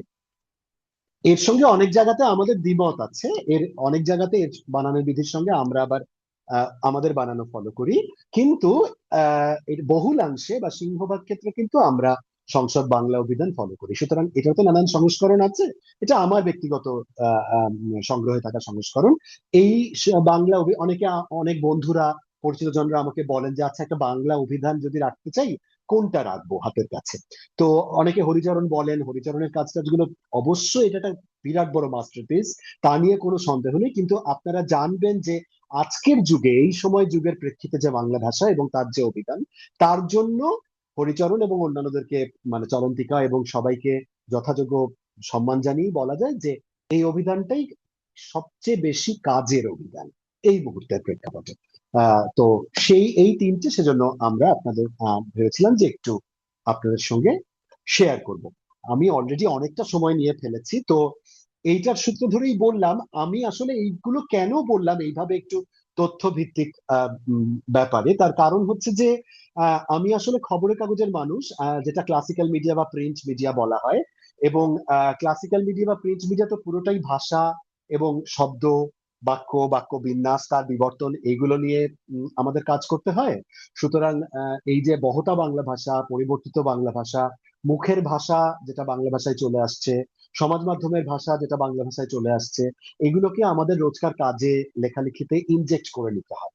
আমরা এখনো মনে করি, মানে আমাদের প্রতিষ্ঠানের দিক থেকে মনে করি, প্রাতিষ্ঠানিকভাবে মনে করি যে ভাষা এইভাবেই চলে। এবং যেটা এখন সবাই বলছে, চায়ের দোকানেও যদি বা বলা হয়, সেটা আমাদের ভাষাতে আসতে বাধ্য। সেটা খবরের লেখার ভাষাতে হোক, সেটা সাহিত্যের ভাষাতে হোক, সেটা বলতে আসতে বাধ্য। সেখানে সেটা এলিট নাকি সেটা প্লেবিয়ান, এই ব্যাপারগুলো সেখানে কোনো যুক্তির ধারই ধারে না, মানে তার কোনো অর্থই নেই এগুলোকে করার। কোনো ভাষার কোনো এলিটিজমের ব্যাপার হতে পারে না। ভাষার ব্যাপারটাই তাই। এবং এটা যদি বলেন, এটা কোনো এরকম তত্ত্বের কোনো ব্যাপার নেই, যদিও ভাষাতত্ত্বের মার্কসিস্ট, ভাষাতত্ত্বের সাবল্টার, নানান রকম তত্ত্ব কথা আছে। কিন্তু এই সমস্ত তত্ত্ব কথা পেরিয়েও একটি সাধারণ মানুষ রোজকার দিনের একটি সাধারণতম দিনে যেভাবে ভঙ্গিতে ভাষায় কথা বলেন, সেই ভাষার যথাসম্ভব কাছে পৌঁছতে পারার চেষ্টা করে গণমাধ্যমের ভাষা। এই জায়গাটাতে আমি একটু ইলেকট্রনিক মিডিয়া এবং সোশ্যাল মিডিয়ার জায়গাটাতে চলে এসেছি অলরেডি, যেটা হয়তো একেবারেই একটা খুব বিতর্কিত জায়গা, এবং এটা খুব মাডি ওয়াটার্সে আমরা পা রাখছি। এবং চারদিকের ইলেকট্রনিক মিডিয়ার ভাষা, এখন আমাদেরই যারা আমরা যারা ক্লাসিক্যাল মিডিয়াতে, আমরাই অনেক সময় মনে করি যে ক্লাসিক্যাল মিডিয়া এবং ইলেকট্রনিক মিডিয়ার একটা হাই টাইম যে আমরা নিজেদের মধ্যে ওয়ার্কশপ করি, যাতে ইলেকট্রনিক মিডিয়া আমাদের থেকে একটু ভাষাটা অন্তত একটু কনসাল্ট করে, শিখতে পারে, লিখতে পারে, বলতে পারে সেভাবে। আমরা জানি না, কারণ আমরা তো সেই মিডিয়ার লোক নই, কারণ আমরা সেখানে গিয়ে কাজ করব না, মানে অন্তত যারা কাজ করব না বলে মনে করছি। তো কিন্তু অন্তত ভাষার দিক থেকে এই যোগ সংযোগ সম্পর্কের ব্যাপারটা না থাকলে বাংলা ভাষার খুব ক্ষতি হচ্ছে, এটা আমাদের ধারণা। তার কারণ দু একটা পয়েন্ট বলতে পারি, যেমন ধরুন, সবসময় কিন্তু কিন্তু কিন্তু কিন্তু কিন্তু দিয়ে কথা বলা শুরু করা, এটার একটা অন্যরকম একটা সাইকোলজিক্যাল, ভাষাতত্ত্বের দিক থেকে একটা সাইকোলজিক্যাল ডেট্রিমেন্টাল এফেক্ট আছে। এরকম ভাবে ভাষা বলা হয় না। এমনকি আমরা যখন আর্গুমেন্টও করি, আমাদের অনেক আর্গুমেন্টেটিভ টেক্সট আছে বাংলা ভাষা সাহিত্যে, সংস্কৃত ভাষা সাহিত্যে। আমাদের উপনিষদগুলো একটা আর্গুমেন্টেটিভ টেক্সট। হ্যাঁ, কিন্তু সেগুলো কখনো কিন্তু কিন্তু কিন্তু দিয়ে শুরু হয় না।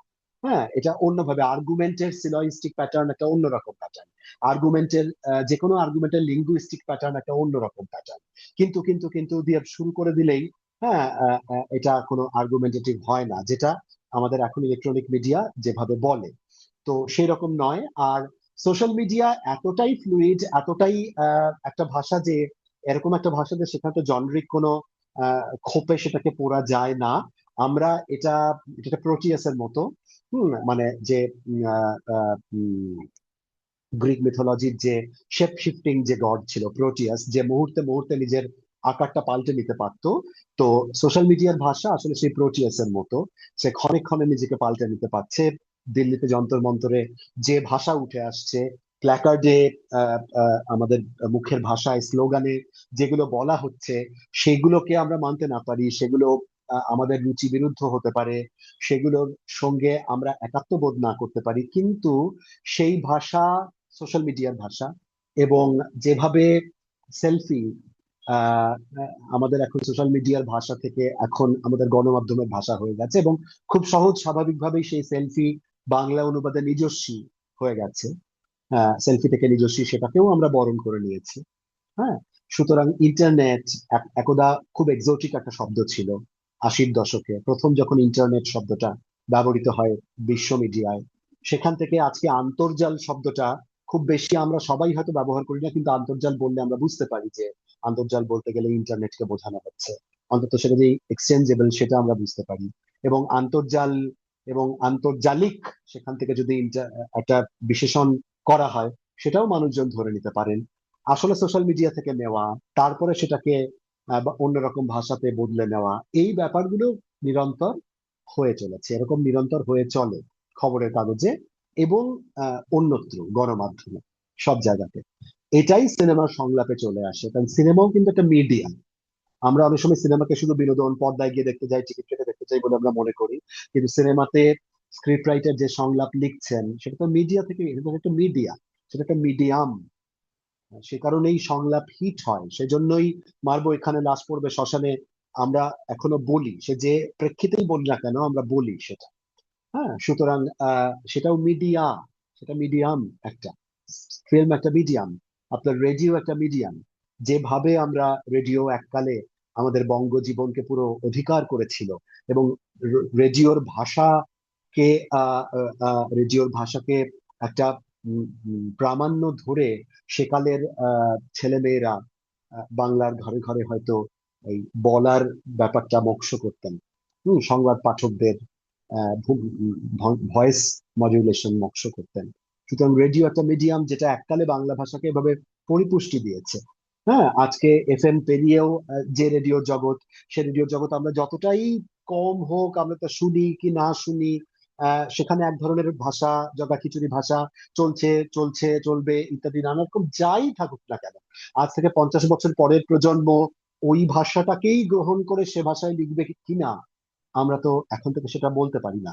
তাতে বাংলা ভাষার কি অবক্ষয় হবে, সেটা উচ্ছন্নে যাবে, সেটা আমরা নিদান হেঁকে দিতে পারি, কিন্তু আমরা বলতে পারি না সেটাই শেষ বিচার কিনা, শেষ রায় কিনা, সেটা সময়ই বলবে। সুতরাং সমাজ মাধ্যমের ভাষা কি হবে, মিডিয়ার নিজের মুখের ভাষা কেমন কি হচ্ছে সেটা কেমন হবে, এবং এই গোটা বিবর্তন পরিবর্তনে বাংলা ভাষার শব্দের, ধ্বনির, লিপির, মুদ্রণের জায়গাটা কোথায় কোথায় কিরকম হবে, আমরা এইটা বহমানতার সঙ্গে চলবো। এই প্রবহমানতাটাই হচ্ছে আসলে সত্য, এই ডাইনামিক ব্যাপারটাই হচ্ছে রিয়ালিটি। সুতরাং এটার সঙ্গে সঙ্গে এবং সমাজ রাজনৈতিক বাস্তবতার সঙ্গে সঙ্গে আমাদের রাজনীতি যেভাবে চলবে, আমাদের ভাষা অবশ্যই সেটা এফেক্টেড, আমি বলবো না, আমি বলবো এফেক্টেড হবে। অবশ্যই তা প্রভাবিত হবে সেটার দ্বারা। এবং আমি এটাকে ভালো খারাপ ব্যক্তিগতভাবে আমি এটাতে এরকম ভাবে দেখি না, কিন্তু এইখানে আমি শেষ কথা বলি, এটা বলে শেষ করব। ওই যে উত্তাল শব্দটা বলে শুরু করেছিলাম, যে রাজনৈতিক এক উত্তাল সময়, আমরা দেখবেন আমাদের এই বলার পরে আপনারা খেয়াল করে দেখবেন একটু কনসিয়াসলি, যে আমরা কিন্তু অনেকেই মিডিয়ার ভাষাতে, মিডিয়ার বেছে নেওয়া শব্দে কথা বলি। যেমন মনের মণিকোঠায় জেগে থাকবে, এটা বলার কোনো কারণ নেই, কিন্তু আমরা মনে জেগে থাকবে, কিন্তু আমরা দেখবেন সবাই লিখি মনের মণিকোঠায় জেগে থাকবে। এটা একটা একটা একটা প্রাচীন একটা পুরনো রীতি, যেটা আজ পর্যন্ত একজন অত্যন্ত আধুনিকতম রাইটারও লেখে মনের মণিকোঠায় জেগে আছে মুখটা। অন্তরের অন্তঃস্থল থেকে ভালোবাসা, কোনো দরকার নেই, অন্তর থেকে ভালোবাসাই যথেষ্ট, কিন্তু আমরা বলি অন্তরের অন্তঃস্থল থেকে ভালোবাসা। সাহিত্য, গণমাধ্যম এভাবে এমন ভাবে সাইকির মধ্যে প্রবেশ করে দিয়েছে, ঢুকিয়ে দিয়েছে ভাষা এক একটা শব্দের ব্যাপার, যে ওগুলো ঢুকে গেছে। যেমন ধরুন ইংরেজি থেকে আসা দু একটা প্রয়োগ, যেমন ধরুন অমুক অমুক অমুক ব্র্যাকেটে রিড অমুক থাকে না, আমরা ইয়েতে এরকম ভাবে একটা প্রয়োগ থাকে ইংরেজিতে, আমরা বাংলাতে ওটা লিখি অমুক, ব্র্যাকেটে লিখি পড়ুন তমুক। এটা পুরোপুরি ইংরেজি মিডিয়া থেকে নেওয়া একটা বাংলা প্রয়োগ, কিন্তু আমরা সেটাকে ওভাবে বাংলা অনুবাদের মধ্যে থেকে আত্মস্থ করে নিয়েছি। এইরকম ভাবে এই এক একটা শব্দ, এক একটা বয়ান, এইরকম ভাব ইয়ে করে এইগুলো আমাদের, যেগুলোকে আমরা খবরের কাগজের পরিভাষায় টেমপ্লেট বলি। হ্যাঁ, যেমন ধরুন আহ, আহ, আহ, এই আমাদের টেমপ্লেট দিতে হয় তো এক একটা ইয়েতে, যেমন ধরুন কোনো ভুল হলে কারেকশন দেওয়ার সময় যে ভাষাটা দেওয়া হয় সেটা টেমপ্লেট। এই অনিচ্ছাকৃত ভুলের জন্য আমরা দুঃখিত, ক্ষমা প্রার্থী ইয়েতে। দেখবেন অনেক জায়গাতে অনেক সোশ্যাল মিডিয়ার পোস্টে কেউ হয়তো কোনো একটা পোস্টারে কিছু ভুল হয়েছে, সে ওটা লিখছে এই অনিচ্ছাকৃত ভুলের জন্য আমরা দুঃখিত, ক্ষমা প্রার্থী। সে কিন্তু তার নিজের ভাষাতেও বলতে পারতো আমরা দুঃখিত, হ্যাঁ, কিন্তু সে ওই লাইনটাই লিখে দিচ্ছে, এই অনিচ্ছাকৃত ভুলের জন্য আমরা দুঃখিত, ক্ষমা প্রার্থী। তার কারণ হচ্ছে মিডিয়া বা মিডিয়ার ভাষা এভাবেই কিন্তু আমাদের মধ্যে এমন ভাবে মানে সাইকোলজিক্যালি এবং সাইকিক্যালি এমন ভাবে এটাতে ইফেক্ট করে যে এরকম ভাবে কিন্তু আমরা কথা বলি, এরকম ভাবে আমরা লিখি। সুতরাং মিডিয়ার ভাষা সেকাল একাল এবং অনাগত কাল এটা চলতেই থাকবে। আমরাও নিশ্চয়ই এই ভাষাটার সঙ্গে সঙ্গে চলতে থাকবো। আমি এখানেই শেষ করি। অনেক বেশি আমি সময় নিয়ে নিয়েছি, কারণ আপনাদের পক্ষ থেকে কোনো বক্তব্য আছে কিনা, কোনো প্রশ্ন আছে কিনা এবং তার সময় আছে কিনা আমি জানি না। পৃথু বলবে। Over to you Prithu. Thank you. অনেক ধন্যবাদ শিশির দা। দীর্ঘ সময় নিয়ে একটা সংবাদপত্রের 100 বছরের বেশি সময়ের যাত্রাপথ, সেটাকে একটা বক্তৃতায় ধরানো খুবই কঠিন বিষয়। সেটার জন্য এত অসাধারণ একটা বক্তব্য রাখার জন্য অনেক ধন্যবাদ। আমি বেশি সময় নেব না অবশ্যই। অনেক আহ, আহ, শ্রোতা এবং অনেক প্রবীণ শ্রোতা আমি দেখতে পাচ্ছি, যারা আমাদের শ্রদ্ধেয় অনেকেই এখানে উপস্থিত আছেন। আপনাদের মধ্যে যদি কারোর কোনো প্রশ্ন থাকে, কোনো জিজ্ঞাসা থাকে, কোনো বক্তব্য থাকে, তাহলে শিশির দাকে আপনারা প্রশ্ন করতে পারেন। আপনারা মেসেজে যদি টাইপ করেন, তাহলে সেটা আমরা এখানে পড়ে প্রশ্নটা শিশির দার কাছে রাখতে পারি। বা নয়তো আপনারা ক্যামেরা অন করে বা আহ, আপনাদের মাইক্রোফোন অন করে সরাসরি ভাবেও শিশির দাকে প্রশ্ন করতে পারেন। ধন্যবাদ।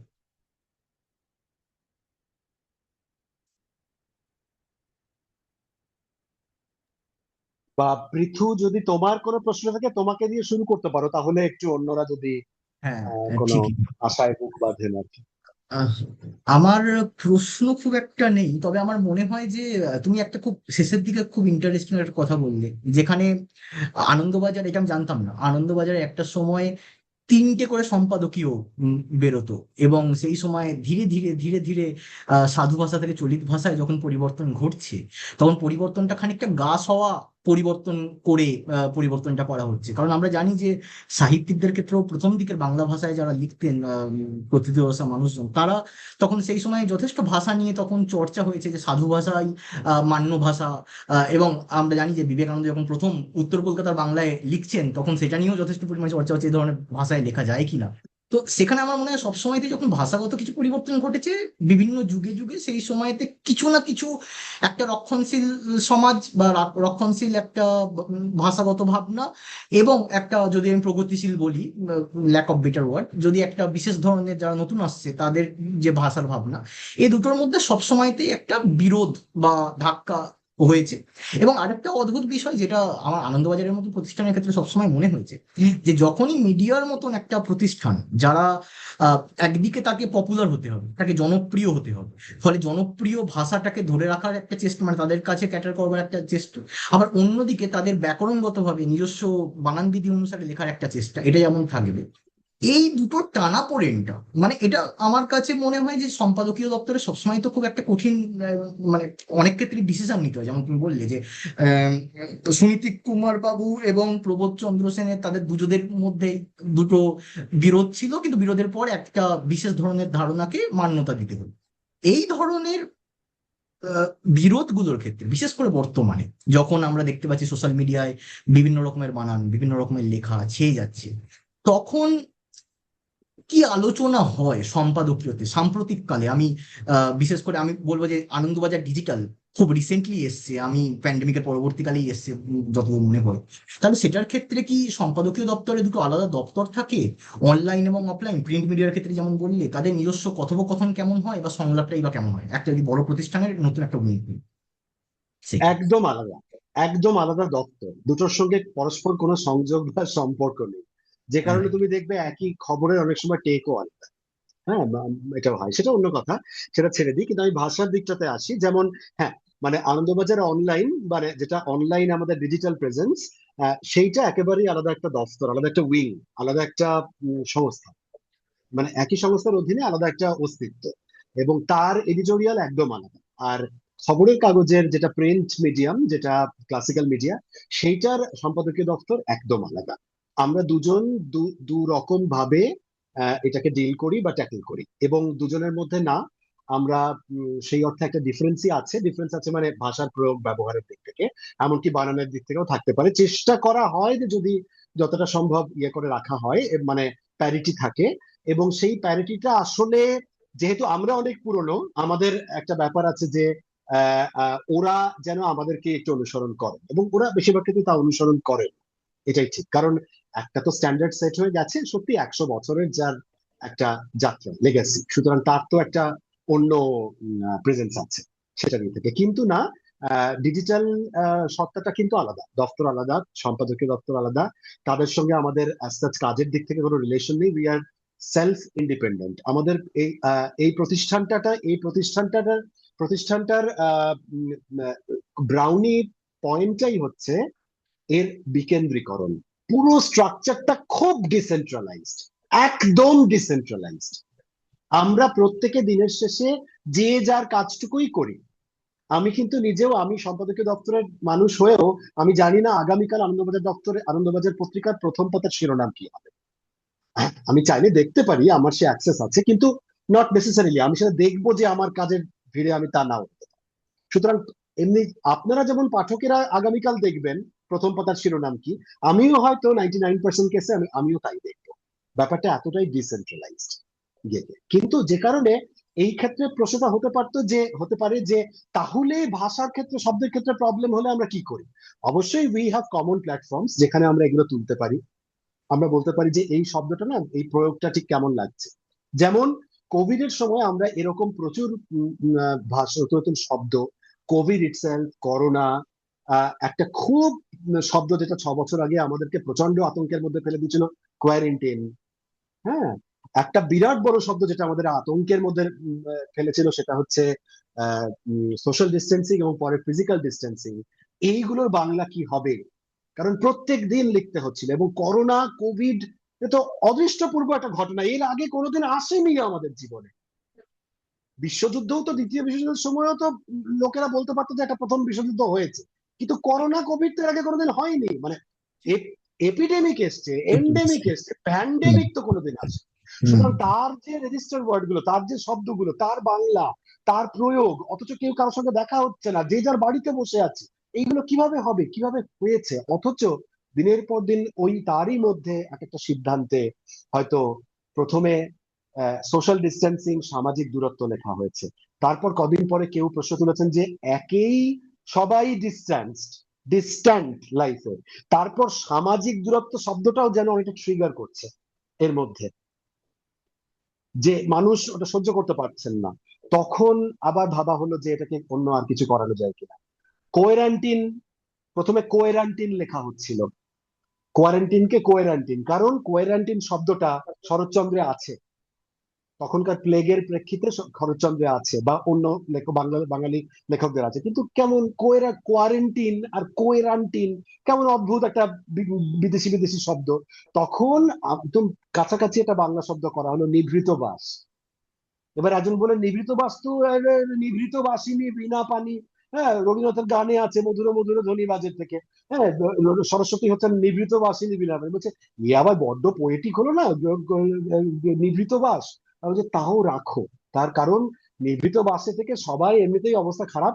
হ্যাঁ, সবার মন মেজাজ খারাপ, তার মধ্যে একটু একটা ভালো বাংলা শব্দ তো পাচ্ছে, তাতে যদি কিছু অন্তত উপশম হয়। মা যেখানে সন্তান ছাড়া, মা এক ঘরে, সন্তান আর এক ঘরে, হ্যাঁ, নিভৃত আসে, সুতরাং অন্তত ওই শব্দের উপশমটুকু থাকে। তো তখন আমরা এইভাবে করতাম। মানে এখন কিন্তু যে 2026-এ এসে আমাদের তো স্টলওয়ার্ডসরাও নেই, আমাদের তো সেই বেকন লাইট, সেগুলো তো লাইট হাউস গুলোও তো নেই, তারাও তো সব একে একে নিভিচে দেউটি দেউটি ঠিক, কিংবা চলে গেছেন অনেকে। তো ঠিক। এখন আমরা কি করবো? এখন হচ্ছে হুম, আমাদের যে দীর্ঘ লালিত মডেলটা রয়েছে, সেটা আমাদের সামনে আছে, এবং আমরা নিজেরা যথাসম্ভব নিজেদের মধ্যে কনভার্স করি, নিজেদের মধ্যে এডিটোরিয়ালি। সেই প্ল্যাটফর্ম গুলো আছে, সেগুলো ইন্টারনাল, সেগুলো কোনো খবর কোনোদিন সেই কাহিনীগুলো বাইরে আসবে না, যদি না কোনো সাংবাদিক বা সম্পাদক তার মেমোয়ার্সে কোনোদিন লেখেন। কিন্তু সেগুলো এত সমৃদ্ধ মেমোয়ার হবে, এত এত রিচ, এত এনরিচ কাহিনী, অ্যানেকডোট, এবং একটা শব্দের, ভাষার প্রয়োগের, হেডলাইনের, খবরের শিরোনামের পেছন দিকের উইংস এর হয়ে যাওয়া ঘটনাপত্র সেখানে থাকবে, যে সেগুলো অকল্পনীয়, সেগুলো অতুলনীয়। মানে অন্তত আমি এই প্রায় 1.5 দশক কাজ করছি এখানে, তো আমার এর মধ্যে যা জমেছে তাতে দারুণ দারুণ সব গল্প আছে আর কি, মানে শুধু ভাষা শব্দ নিয়ে। আহ, আহ, খুব ছোট্ট একটা দ্বিতীয় প্রশ্ন করে আমি জিজ্ঞেস করবো। দ্বিতীয় প্রশ্নটা হলো যে একদম প্রযুক্তিগত যে শব্দগুলো আসছে বর্তমানে, যার মধ্যে এআই নতুন এসছে, তারপর ধরো প্যারাসোশ্যাল, এরকম ধরনের শব্দগুলো আসছে, তার মধ্যে কিছু পরিভাষা আছে, কিছু টেকনিক্যাল শব্দ আছে। সেই ধরনের শব্দগুলোর ক্ষেত্রে স্পেসিফিক্যালি আনন্দবাজারের অবস্থান কি থাকে, বা কি রকম ধরনের অবস্থান নেওয়া হয়? একটা যখন সবার আগে প্রথম একটা নতুন শব্দ আসছে, সাপোজ এআই। এআই তো একটা শর্ট ফর্ম, কিন্তু আর্টিফিশিয়াল ইন্টেলিজেন্স, তাই তো? এবারে আপনারা সবাই খেয়াল করে দেখবেন যে এটা এখনো আনন্দবাজারের পাতাতে লেখা হয় এআই, শুধু এআই। এআইটা যেহেতু খুবই পরিচিত হয়ে গেছে, এআই দিয়েই সবাই বুঝে তবে এআই, এ বাংলাতে আই, রস্য আকার, আ হুম। রস্য, এভাবে লেখা হয়। কিন্তু যখন আমাকে একটু বড় করে লিখতে হচ্ছে, তখন আমরা লিখি কৃত্রিম বুদ্ধিমত্তা। কৃত্রিম বুদ্ধিমত্তা, আর্টিফিশিয়াল ইন্টেলিজেন্স। অনেক জায়গাতে কৃত্রিম মেধা এটাও ব্যবহার হচ্ছিল, কিন্তু ইন্টেলিজেন্স আর মেধা এটা আমাদের মতে একটা তর্ক উঠেছিল যে কোনটা হবে, তারপর বুদ্ধিমত্তাই রাখা হয়েছে, কৃত্রিম বুদ্ধিমত্তা। কিন্তু এখনো পর্যন্ত আমরা কৃত্রিম মেধা আর কৃত্রিম বুদ্ধিমত্তা এটার একটা ফাইনাল ইয়েতে আসিনি। এটা একটা ইন্টারচেঞ্জেবল ভাবে আমরা আছি, কিন্তু আমরা পাল্লা ঝুঁকে আছে এখনো পর্যন্ত কৃত্রিম বুদ্ধিমত্তার দিক থেকে। এবার এটা একটু খটোমটো বাংলা। প্রথম যেদিন লেখা হয়েছিল, আমি জানি না কবে লেখা হয়েছিল, হয়তো গত কিছু বছরের মধ্যেই লেখা হয়ে থাকবে। কিন্তু যদি তা লেখা হয়, নিশ্চিতভাবেই এটাও হচ্ছে ওই যে পাঠককে সইয়ে নেওয়া, যেমন বলা হলো একটু আগে, সেই রকম পাঠককে সইয়ে নেওয়ার জন্য আমরা প্রথম প্রথম কি করি, আমরা ইংরেজি শব্দটা বাংলা অক্ষরে ব্র্যাকেটে লিখে দিই। এটা হচ্ছে প্রথম একটু ওরিয়েন্টেশন, পাঠকের ওরিয়েন্টেশন। প্রথম হুম। কদিন চলুক, প্রথম কদিন চলুক, ব্র্যাকেটে আর্টিফিশিয়াল ইন্টেলিজেন্স বাংলা অক্ষরে লিখে দেওয়া হচ্ছে। তারপর যেই সেটা বসে যাবে কৃত্রিম বুদ্ধিমত্তাটা, সেই দিনই আস্তে করে সরিয়ে নেওয়া হয় সেটা। তার কোনো দিন তারিখ কোনো কিছু নেই, কিন্তু সেদিন সেটার সবচেয়ে বড় প্রমাণ হচ্ছে যখন মানুষ সেটা বলতে বা লিখতে শুরু করেন সেই শব্দটা। আচ্ছা, জনগণ সোশ্যাল শুরু করবে। সোশ্যাল মিডিয়াতে যখন সেই শব্দটা, আনন্দবাজারের সেই শব্দটা কেউ একজন লেখা শুরু করে, তখনই আমরা বুঝে যাই যে এই শব্দটা খেটে গেছে, এই শব্দটা মানুষ নিয়ে নিয়েছে, এটা চলবে। আর যদি ঠিক। সেটা না নেয়, তাহলে বোঝা যায় যে সেটা চলবে না, তখন পাল্টাতে হয়। আচ্ছা, মানে পুরোটাই ট্রায়াল এন্ড টেস্টেড মেথড। একটা একটা প্রশ্ন প্রশ্ন আসছে। একদম, একদম, একদম trial and test, trial and error. একটা প্রশ্ন করা যাচ্ছে? হ্যাঁ, নিশ্চয়ই, একদম নিশ্চয়ই। শোনা যাচ্ছে। আচ্ছা, আমি মাঝখানে যান্ত্রিক অসুবিধার কারণে একটা অংশ শুনতে পাইনি। যদি প্রশ্নটা আলোচিত হয়ে থাকে তাহলে আমার উত্তর দেওয়ার দরকার নেই। আমি মাঝখানে হ্যাঁ, দেখছিলাম যে ডটের জ ঠিক মানে ঠিক ঠিক, জেড আর হ্যাঁ, জে এর সঙ্গে তফাৎ করার জন্য আনন্দবাজার একটা বর্গীয় জর তলায় একটা ডট দিচ্ছিল। ঠিক ঠিক। এই যে এই বিষয়টা আমি দেখেছি অনেক সাহসী পদক্ষেপ নিয়েছে বাংলা ভাষার চলন, তার নির্মাণের ক্ষেত্রে আমরা সকলেই কৃতজ্ঞ। কখনো কখনো বিরোধও হয়তো হয়েছে। ঠিক। বিরোধও হুম, হয়েছে কারণ আপনি যে বানান অভিধানটা বা কথাগুলো বললেন, পাশাপাশি ঠিক ঠিক এখনো ঠিক। একটা বাংলা একাডেমিও রয়েছে। অফকোর্স, এই অফকোর্স, হ্যাঁ। এই যে দু কদম এগিয়ে একটা অভাব পূরণ করার জন্য এই জেড আর জে এর মাঝখানে যে তৈরি হয়েছিল, সেটাকে কি ব্যবহার করা করছে আনন্দবাজার? আমি যে আপনি অলরেডি আলোচনা একদম করেন। রীতিমতো করছে, রীতিমতো করছে করছে। আচ্ছা, মানে এই যে আমাদের আপনি করছেন, এবং হ্যাঁ, এই যে আপনি করছেন, বাকি ধরুন এই মুহূর্তে মিডিয়া হাউস যারা আছে বা তথাকথিত যারা প্রকাশনা সংস্থা আছে, যারা অনেক দীর্ঘ বছর ধরে আমাদের বাংলা সাহিত্যের কাঠামোটাকে তৈরি করার সঙ্গে যুক্ত রয়েছে, তারা যদি এটা গ্রহণ না করে, তাহলে যে ধরনের একটা ফ্রিকশন তৈরি ডিফারেন্স হয়, তৈরি হয়ে যায়। হুম, ডিফারেন্স বলবো না, একটা সংঘর্ষও তৈরি হয়। ঠিক সেই ঠিক। ক্ষেত্রে আহ, আনন্দবাজারের মানে এই ভূমিকাগুলো কিরকম থাকে আর কি? আমাদের কোনো ভূমিকা থাকে না, তার কারণ আমরা বিশ্বাস করি যে যারা এটা নেবেন না, নেবেন না, না নিতে পারেন, তাতে আমাদের কোনো চাপিয়ে দেওয়ার ব্যাপার নেই। মানে আমাদের যেহেতু একটা প্ল্যাটফর্ম আছে, বা এই প্রতিষ্ঠানের একটা প্ল্যাটফর্ম আছে, খবরের কাগজ বলুন সেটা একটা প্ল্যাটফর্ম, প্রকাশনা সেটা একটা প্ল্যাটফর্ম, আনন্দ পাবলিশার্স তারা তাদের প্রকাশিত বইয়ে ফুটকি জটা নিয়েছে, ওই ডটটা নিয়েছে। ইয়েতে। সুতরাং এই প্ল্যাটফর্মটা আছে বলে তারা ব্যবহার করছে। এই প্ল্যাটফর্মটার বাইরে যারা, তারা তাদেরকে যে নিতেই হবে, বা আমরা একেবারে বলে দিচ্ছি না নিলে তোমার গর্দান নেবো, আমরা তো গর্দান নেওয়ার কেউ নেই, সুতরাং তারা করছেন না। এবার হুম। এটার একমাত্র এটা আপনি আসলে আমাদের, সেজন্য আমাদের কাছে এটা ফ্রিকশন না, আমাদের কাছে এটা ডিফারেন্স। এবং এই ডিফারেন্স আমাদের কাছে খুব স্বাভাবিকই, কারণ এরকম ডিফারেন্সই এক এক দশকে গত করে করে করে করে করে আমরা বাংলা ভাষাটার সঙ্গে একটা অবস্থানে এসেছি। সুতরাং এটা আমাদের কাছে খুব গুরুত্বপূর্ণ, কিন্তু এটা আমাদের খুব মানে লাইফ অ্যান্ড ডেথ সিচুয়েশন আমাদের কাছে। যারা নেবেন না। বহু মিডিয়া, বহু আছেন, তারা তো নেন না, তাতে কোনো অসুবিধা নেই। এটার একমাত্র অসুবিধা হচ্ছে যে একটি ছোট বাচ্চা সে যদি প্রশ্নটা করে যে আমি তাহলে কোনটা ব্যবহার করবো বাপু, হ্যাঁ তোমরা তো দুটো আলাদা করে দিচ্ছ, তাহলে কোনটা, একটা তো কোনো ঠিক থাকবে, তখন উত্তরটা কি হতে পারে? এই এই প্রশ্নটার উত্তর মানে বড়দের কাছে কি উত্তর হবে, সেই উত্তর নিয়ে হয়তো আমি বেশি ভাবিত নই। আমি বরং বেশি ভাবিত আমার বাংলা ভাষা প্রথম বা নতুন সদ্য নবীন যার কাছে পড়ছে, একটি শিশু বা একটি কিশোর, তার কাছে, তার ক্ষেত্রে, এবং বিশেষ করে এখনকার প্রজন্মের যারা বাংলা শিখছে বা শিখছে না, বা নিচ্ছে না, তারা যখন এই প্রশ্নগুলো করবে বা করছে, তাদেরকে আমি, বা আমরাই, আমি মানে আমি আমার প্রতিষ্ঠানের তরফে আমি বলছি না, আমরা কি উত্তর দিতে পারছি তা আগে। এবং তারা কোনটা গ্রহণ করবে তাদের উপর, এই আর কি। কিন্তু কোনো আচ্ছা, ফ্রিকশন নেই, এটুকু এর সঙ্গে বলতে আর চাই। একটা প্রশ্ন করব, এর সঙ্গে একটা প্রশ্ন করব। হ্যাঁ, হ্যাঁ, আপনি না চাইলে উত্তর দিতে নাও পারেন। আমি বলছি যে এই যে বলুন। সন্তোষ বাবুর আমল থেকে এই পর্যন্ত যে জার্নি, মানে আনন্দবাজারের যে নিজস্ব একটা বাণিজ্যিক জার্নি আছে, আবার সেই বাণিজ্য, নিশ্চয়ই। সংবাদ পরিবেশন ইত্যাদি করতে গিয়ে ভাষা সংস্কার, এমন এখন তো আপনি একটা হরফও আনছেন, মানে এই যে দীর্ঘ দায়বদ্ধতার একটা জায়গা আমি আনন্দবাজারের ক্ষেত্রে দেখেছি। এই হুম। দায়বদ্ধতাটা আপনি মাঝখানে বলছিলেন যে রইয়ে সইয়ে পাঠকের সঙ্গে একটা সমঝোতা, বলবো না, পাঠকের মন বুঝে কাজ করা। বাণিজ্য কতটা আপনাদেরকে প্রেরণা যোগায় আর কতটা দায়বদ্ধতা যোগায়, নাকি মাঝখানে একটা পথ থাকে? ভাষার এই ক্ষেত্রে বাণিজ্যের কোনো সম্পর্কই নেই। বাণিজ্য বরাবরই বাণিজ্যের মতো হয়ে চলছে। কেমন বাণিজ্য যে খুব ভাষার ব্যাপারটাকে খুব এফেক্ট করে বা কোনো ডিটারমিন করতে চায় তাও নয়, কোনোদিন করেনি, অন্তত আমি কোনোদিন করতে দেখিনি। তারা যারা বাণিজ্য নিয়ে আছেন মানে প্রতিষ্ঠানের, তারা বাণিজ্যটুকু নিয়েই কনসার্ন। আমি বোধহয় প্রশ্নটা ঠিক করতে তারা পারিনি। আমি বলছি এই যে ভাষা পরিবর্তন, নতুন হ্যাঁ, হরফের প্রকাশ, সাধু থেকে চলিত, বিভিন্ন সময়ে আনন্দবাজার যেগুলো যুগান্তকারী সিদ্ধান্ত নিয়েছে, আমরা তো আনন্দবাজার পড়ে বড় হয়েছি। এই হুম, সিদ্ধান্তগুলোর পিছনে ভাষা নির্মাণ, গঠন, তার শৈলীর আহ, জন্য যে দায়বদ্ধতা কাজ করে, নাকি তার পাশাপাশি একটা বাণিজ্যিক ব্যাপারও থাকে, মানে না নাকি দুটোই হাত সেক্ষেত্রে ধরাধরি করে? আমি বলবো বরাবরই ভাষা সাহিত্য সংস্কারের বা তাকে সহজ করার, স্বাভাবিক করার, মানে বাংলা ভাষাকে নিয়ে আমি ভাববো, একটা খবরের কাগজ ভাববে, সে আনন্দবাজার বলেই ভাববে, এইরকম একটা তাড়নাই বা চালনাই তাকে চালনা করেছে, বাণিজ্য তাকে করেনি। আর যিনি আয়োজক তাকে অসংখ্য ধন্যবাদ আপনাকে আমাদের সামনে হাজির করানোর জন্য। আমরা ঋদ্ধ হয়েছি। আমি একদম মানে থ্যাংক ইউ বলছি যিনি করেছেন সব। এই তো ভাষা, হ্যাঁ, ঠিক। Thank you.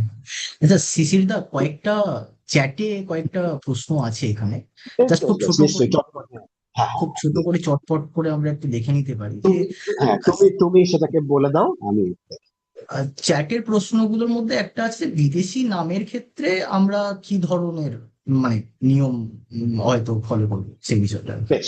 বিদেশি নামের ক্ষেত্রে দু রকম ব্যাপার আছে। বিদেশি হচ্ছে আহ অভারতীয় এবং বিদেশি, আমি দু রকম বলছি।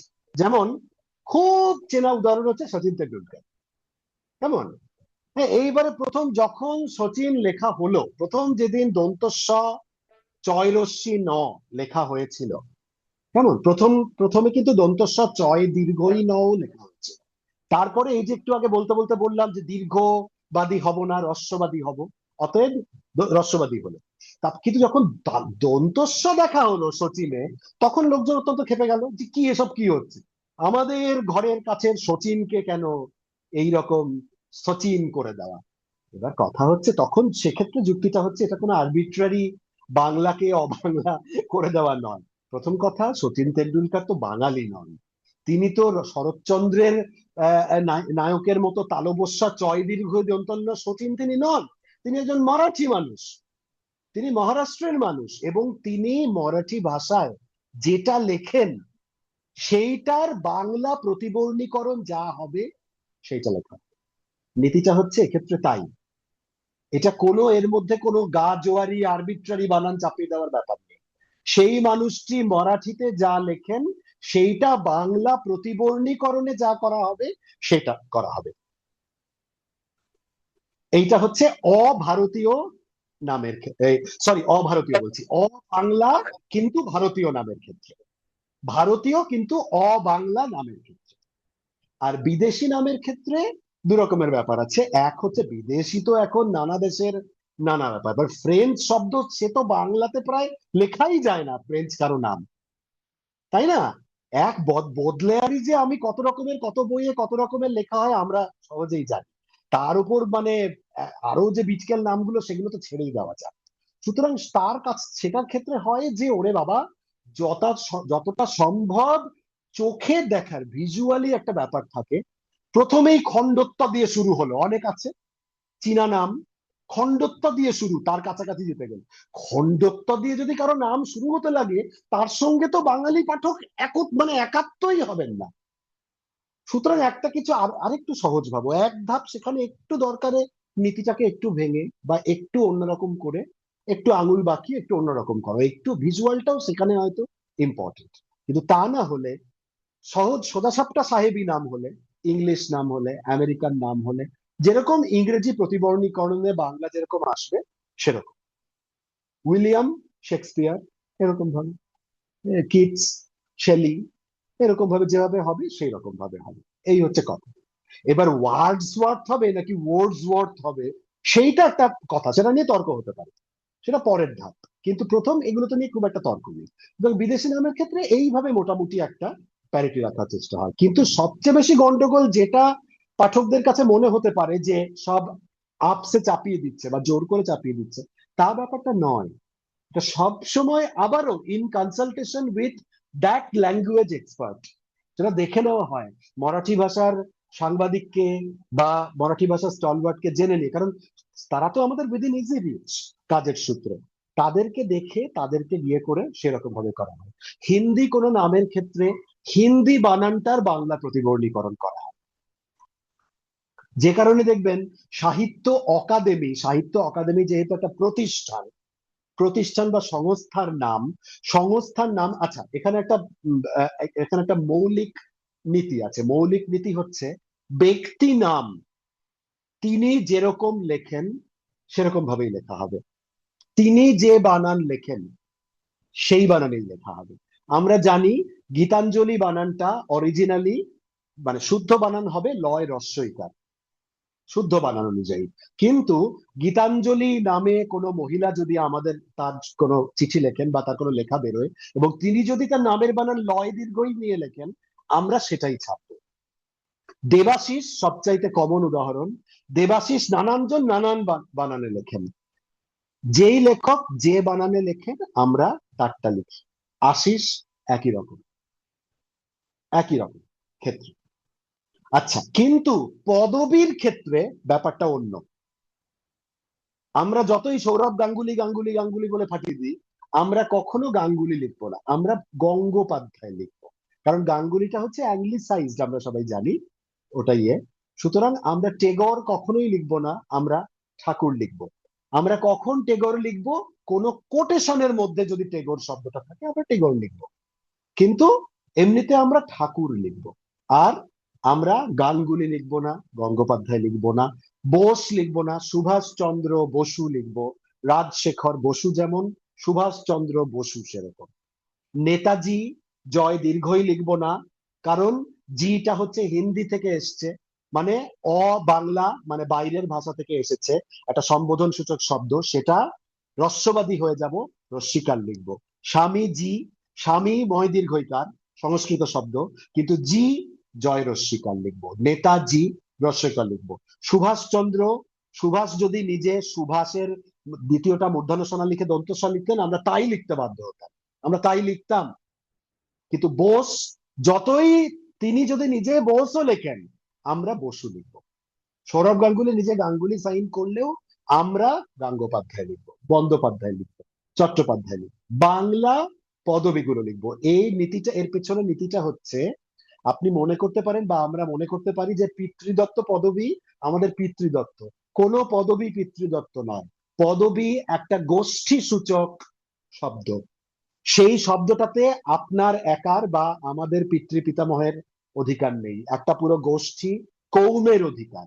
সেই গোষ্ঠীটার নামের বানানে আপনার ব্যক্তি অধিকার নেই। আপনার ব্যক্তি অধিকার আছে আপনার নামটুকুর বানানে, কিন্তু পদবীর বানানে আপনার কোনো অধিকার নেই। পদবীর বানান আনন্দবাজার প্রতিষ্ঠানের নিয়মে লেখা হয়।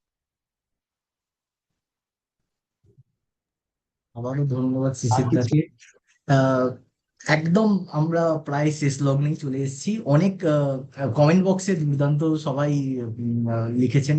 সুভাষিস লিখেছেন অসাধারণ, 1.5 ঘন্টা কিভাবে কেটে গেল বুঝতেই পারলাম না। দেবাশিস লিখেছেন অনেক কিছু শিখলাম, শিশির দাকে অনেক ধন্যবাদ। বুদ্ধদেব বাবু লিখেছেন বাংলা ভাষা শিখতে হলে আনন্দবাজার পত্রিকা সাহচর্য অবশ্যই প্রয়োজন, আরো একদিন শিশির দাকে বলতে অনুরোধ করছি। আর সিদ্ধার্থ বাবু প্রশ্ন অলরেডি করেছি, বিদেশি নামের বানান কিভাবে অনুসরণ করা হয়। আর আরেকজন লিখেছেন সহ সম্পাদক তো বটেই, একই সাথে শিক্ষক শিশির রায়কেও পাওয়া গেল। তো আপাতত কমেন্ট বক্সে এগুলোই আমার মনে হয়, আর কোনো প্রশ্ন নেই। যদি কারো প্রশ্ন থাকে তোমাকে তাহলে ইমেল বা ইত্যাদিতে। বোধিসত্ত্ব বাবু লিখলেন এত কিছু যাবে। শিখলাম, ধন্যবাদ শিশিরদা। ইমেলের আচ্ছা, মাধ্যমে শিশিরদার কাছে, হ্যাঁ তুমি। আর তুমি একটু ওই এটা রেকর্ডিং কোথাও পাওয়া যাবে কিনা, বা হ্যাঁ ভাষাস্কোপের পেজে অবশ্যই, বা অবশ্যই। ইউটিউবে, সেইটা একটু বলে দিতে পারো। হ্যাঁ একদম, আমাদের ভাষাস্কোপের একটা ইউটিউব পেজ আছে, যে পেজে আমরা এই যে 12 জন বক্তা, যে 12 জন বক্তৃতা দিচ্ছেন তাদের সবাইয়েরই বক্তব্য রেকর্ডেড আকারে ওই ইউটিউব পেজে থাকছে। তো আপনারা হ্যাঁ, যদি মানে পরবর্তীকালে, এর আগের একটু থামাচ্ছি, এর আগের বক্তাদের গুলো আপনারা ইউটিউব চ্যানেলে আপলোড করেছিলেন, হ্যাঁ হ্যাঁ শিশিরদাকেও করবেন করেছি, তাই তো? অবশ্যই শিশিরদারটাও করবো, হ্যাঁ হ্যাঁ, এবং ঠিক। যথাসময় পেয়ে ধন্যবাদ। যাবেন। ঠিক হ্যাঁ, আছে, থ্যাংক ইউ। Thank you. ঠিক আছে, এই ঠিক আছে, কথাতেই আমার মনে তাহলে হয় আজকে, আমার তরফেও ধন্যবাদ। হ্যাঁ, হ্যাঁ একদম, শিশিরদাকে অনেক ধন্যবাদ সবার পক্ষ থেকে, আমাদের ভাষাস্কুলের পক্ষ থেকে তো অবশ্যই। আর আপনাদের সবাইকেও আজকে রাত্রে জয়েন করবার জন্য অনেক ধন্যবাদ। Thank you. শুভরাত্রি। শুভরাত্রি।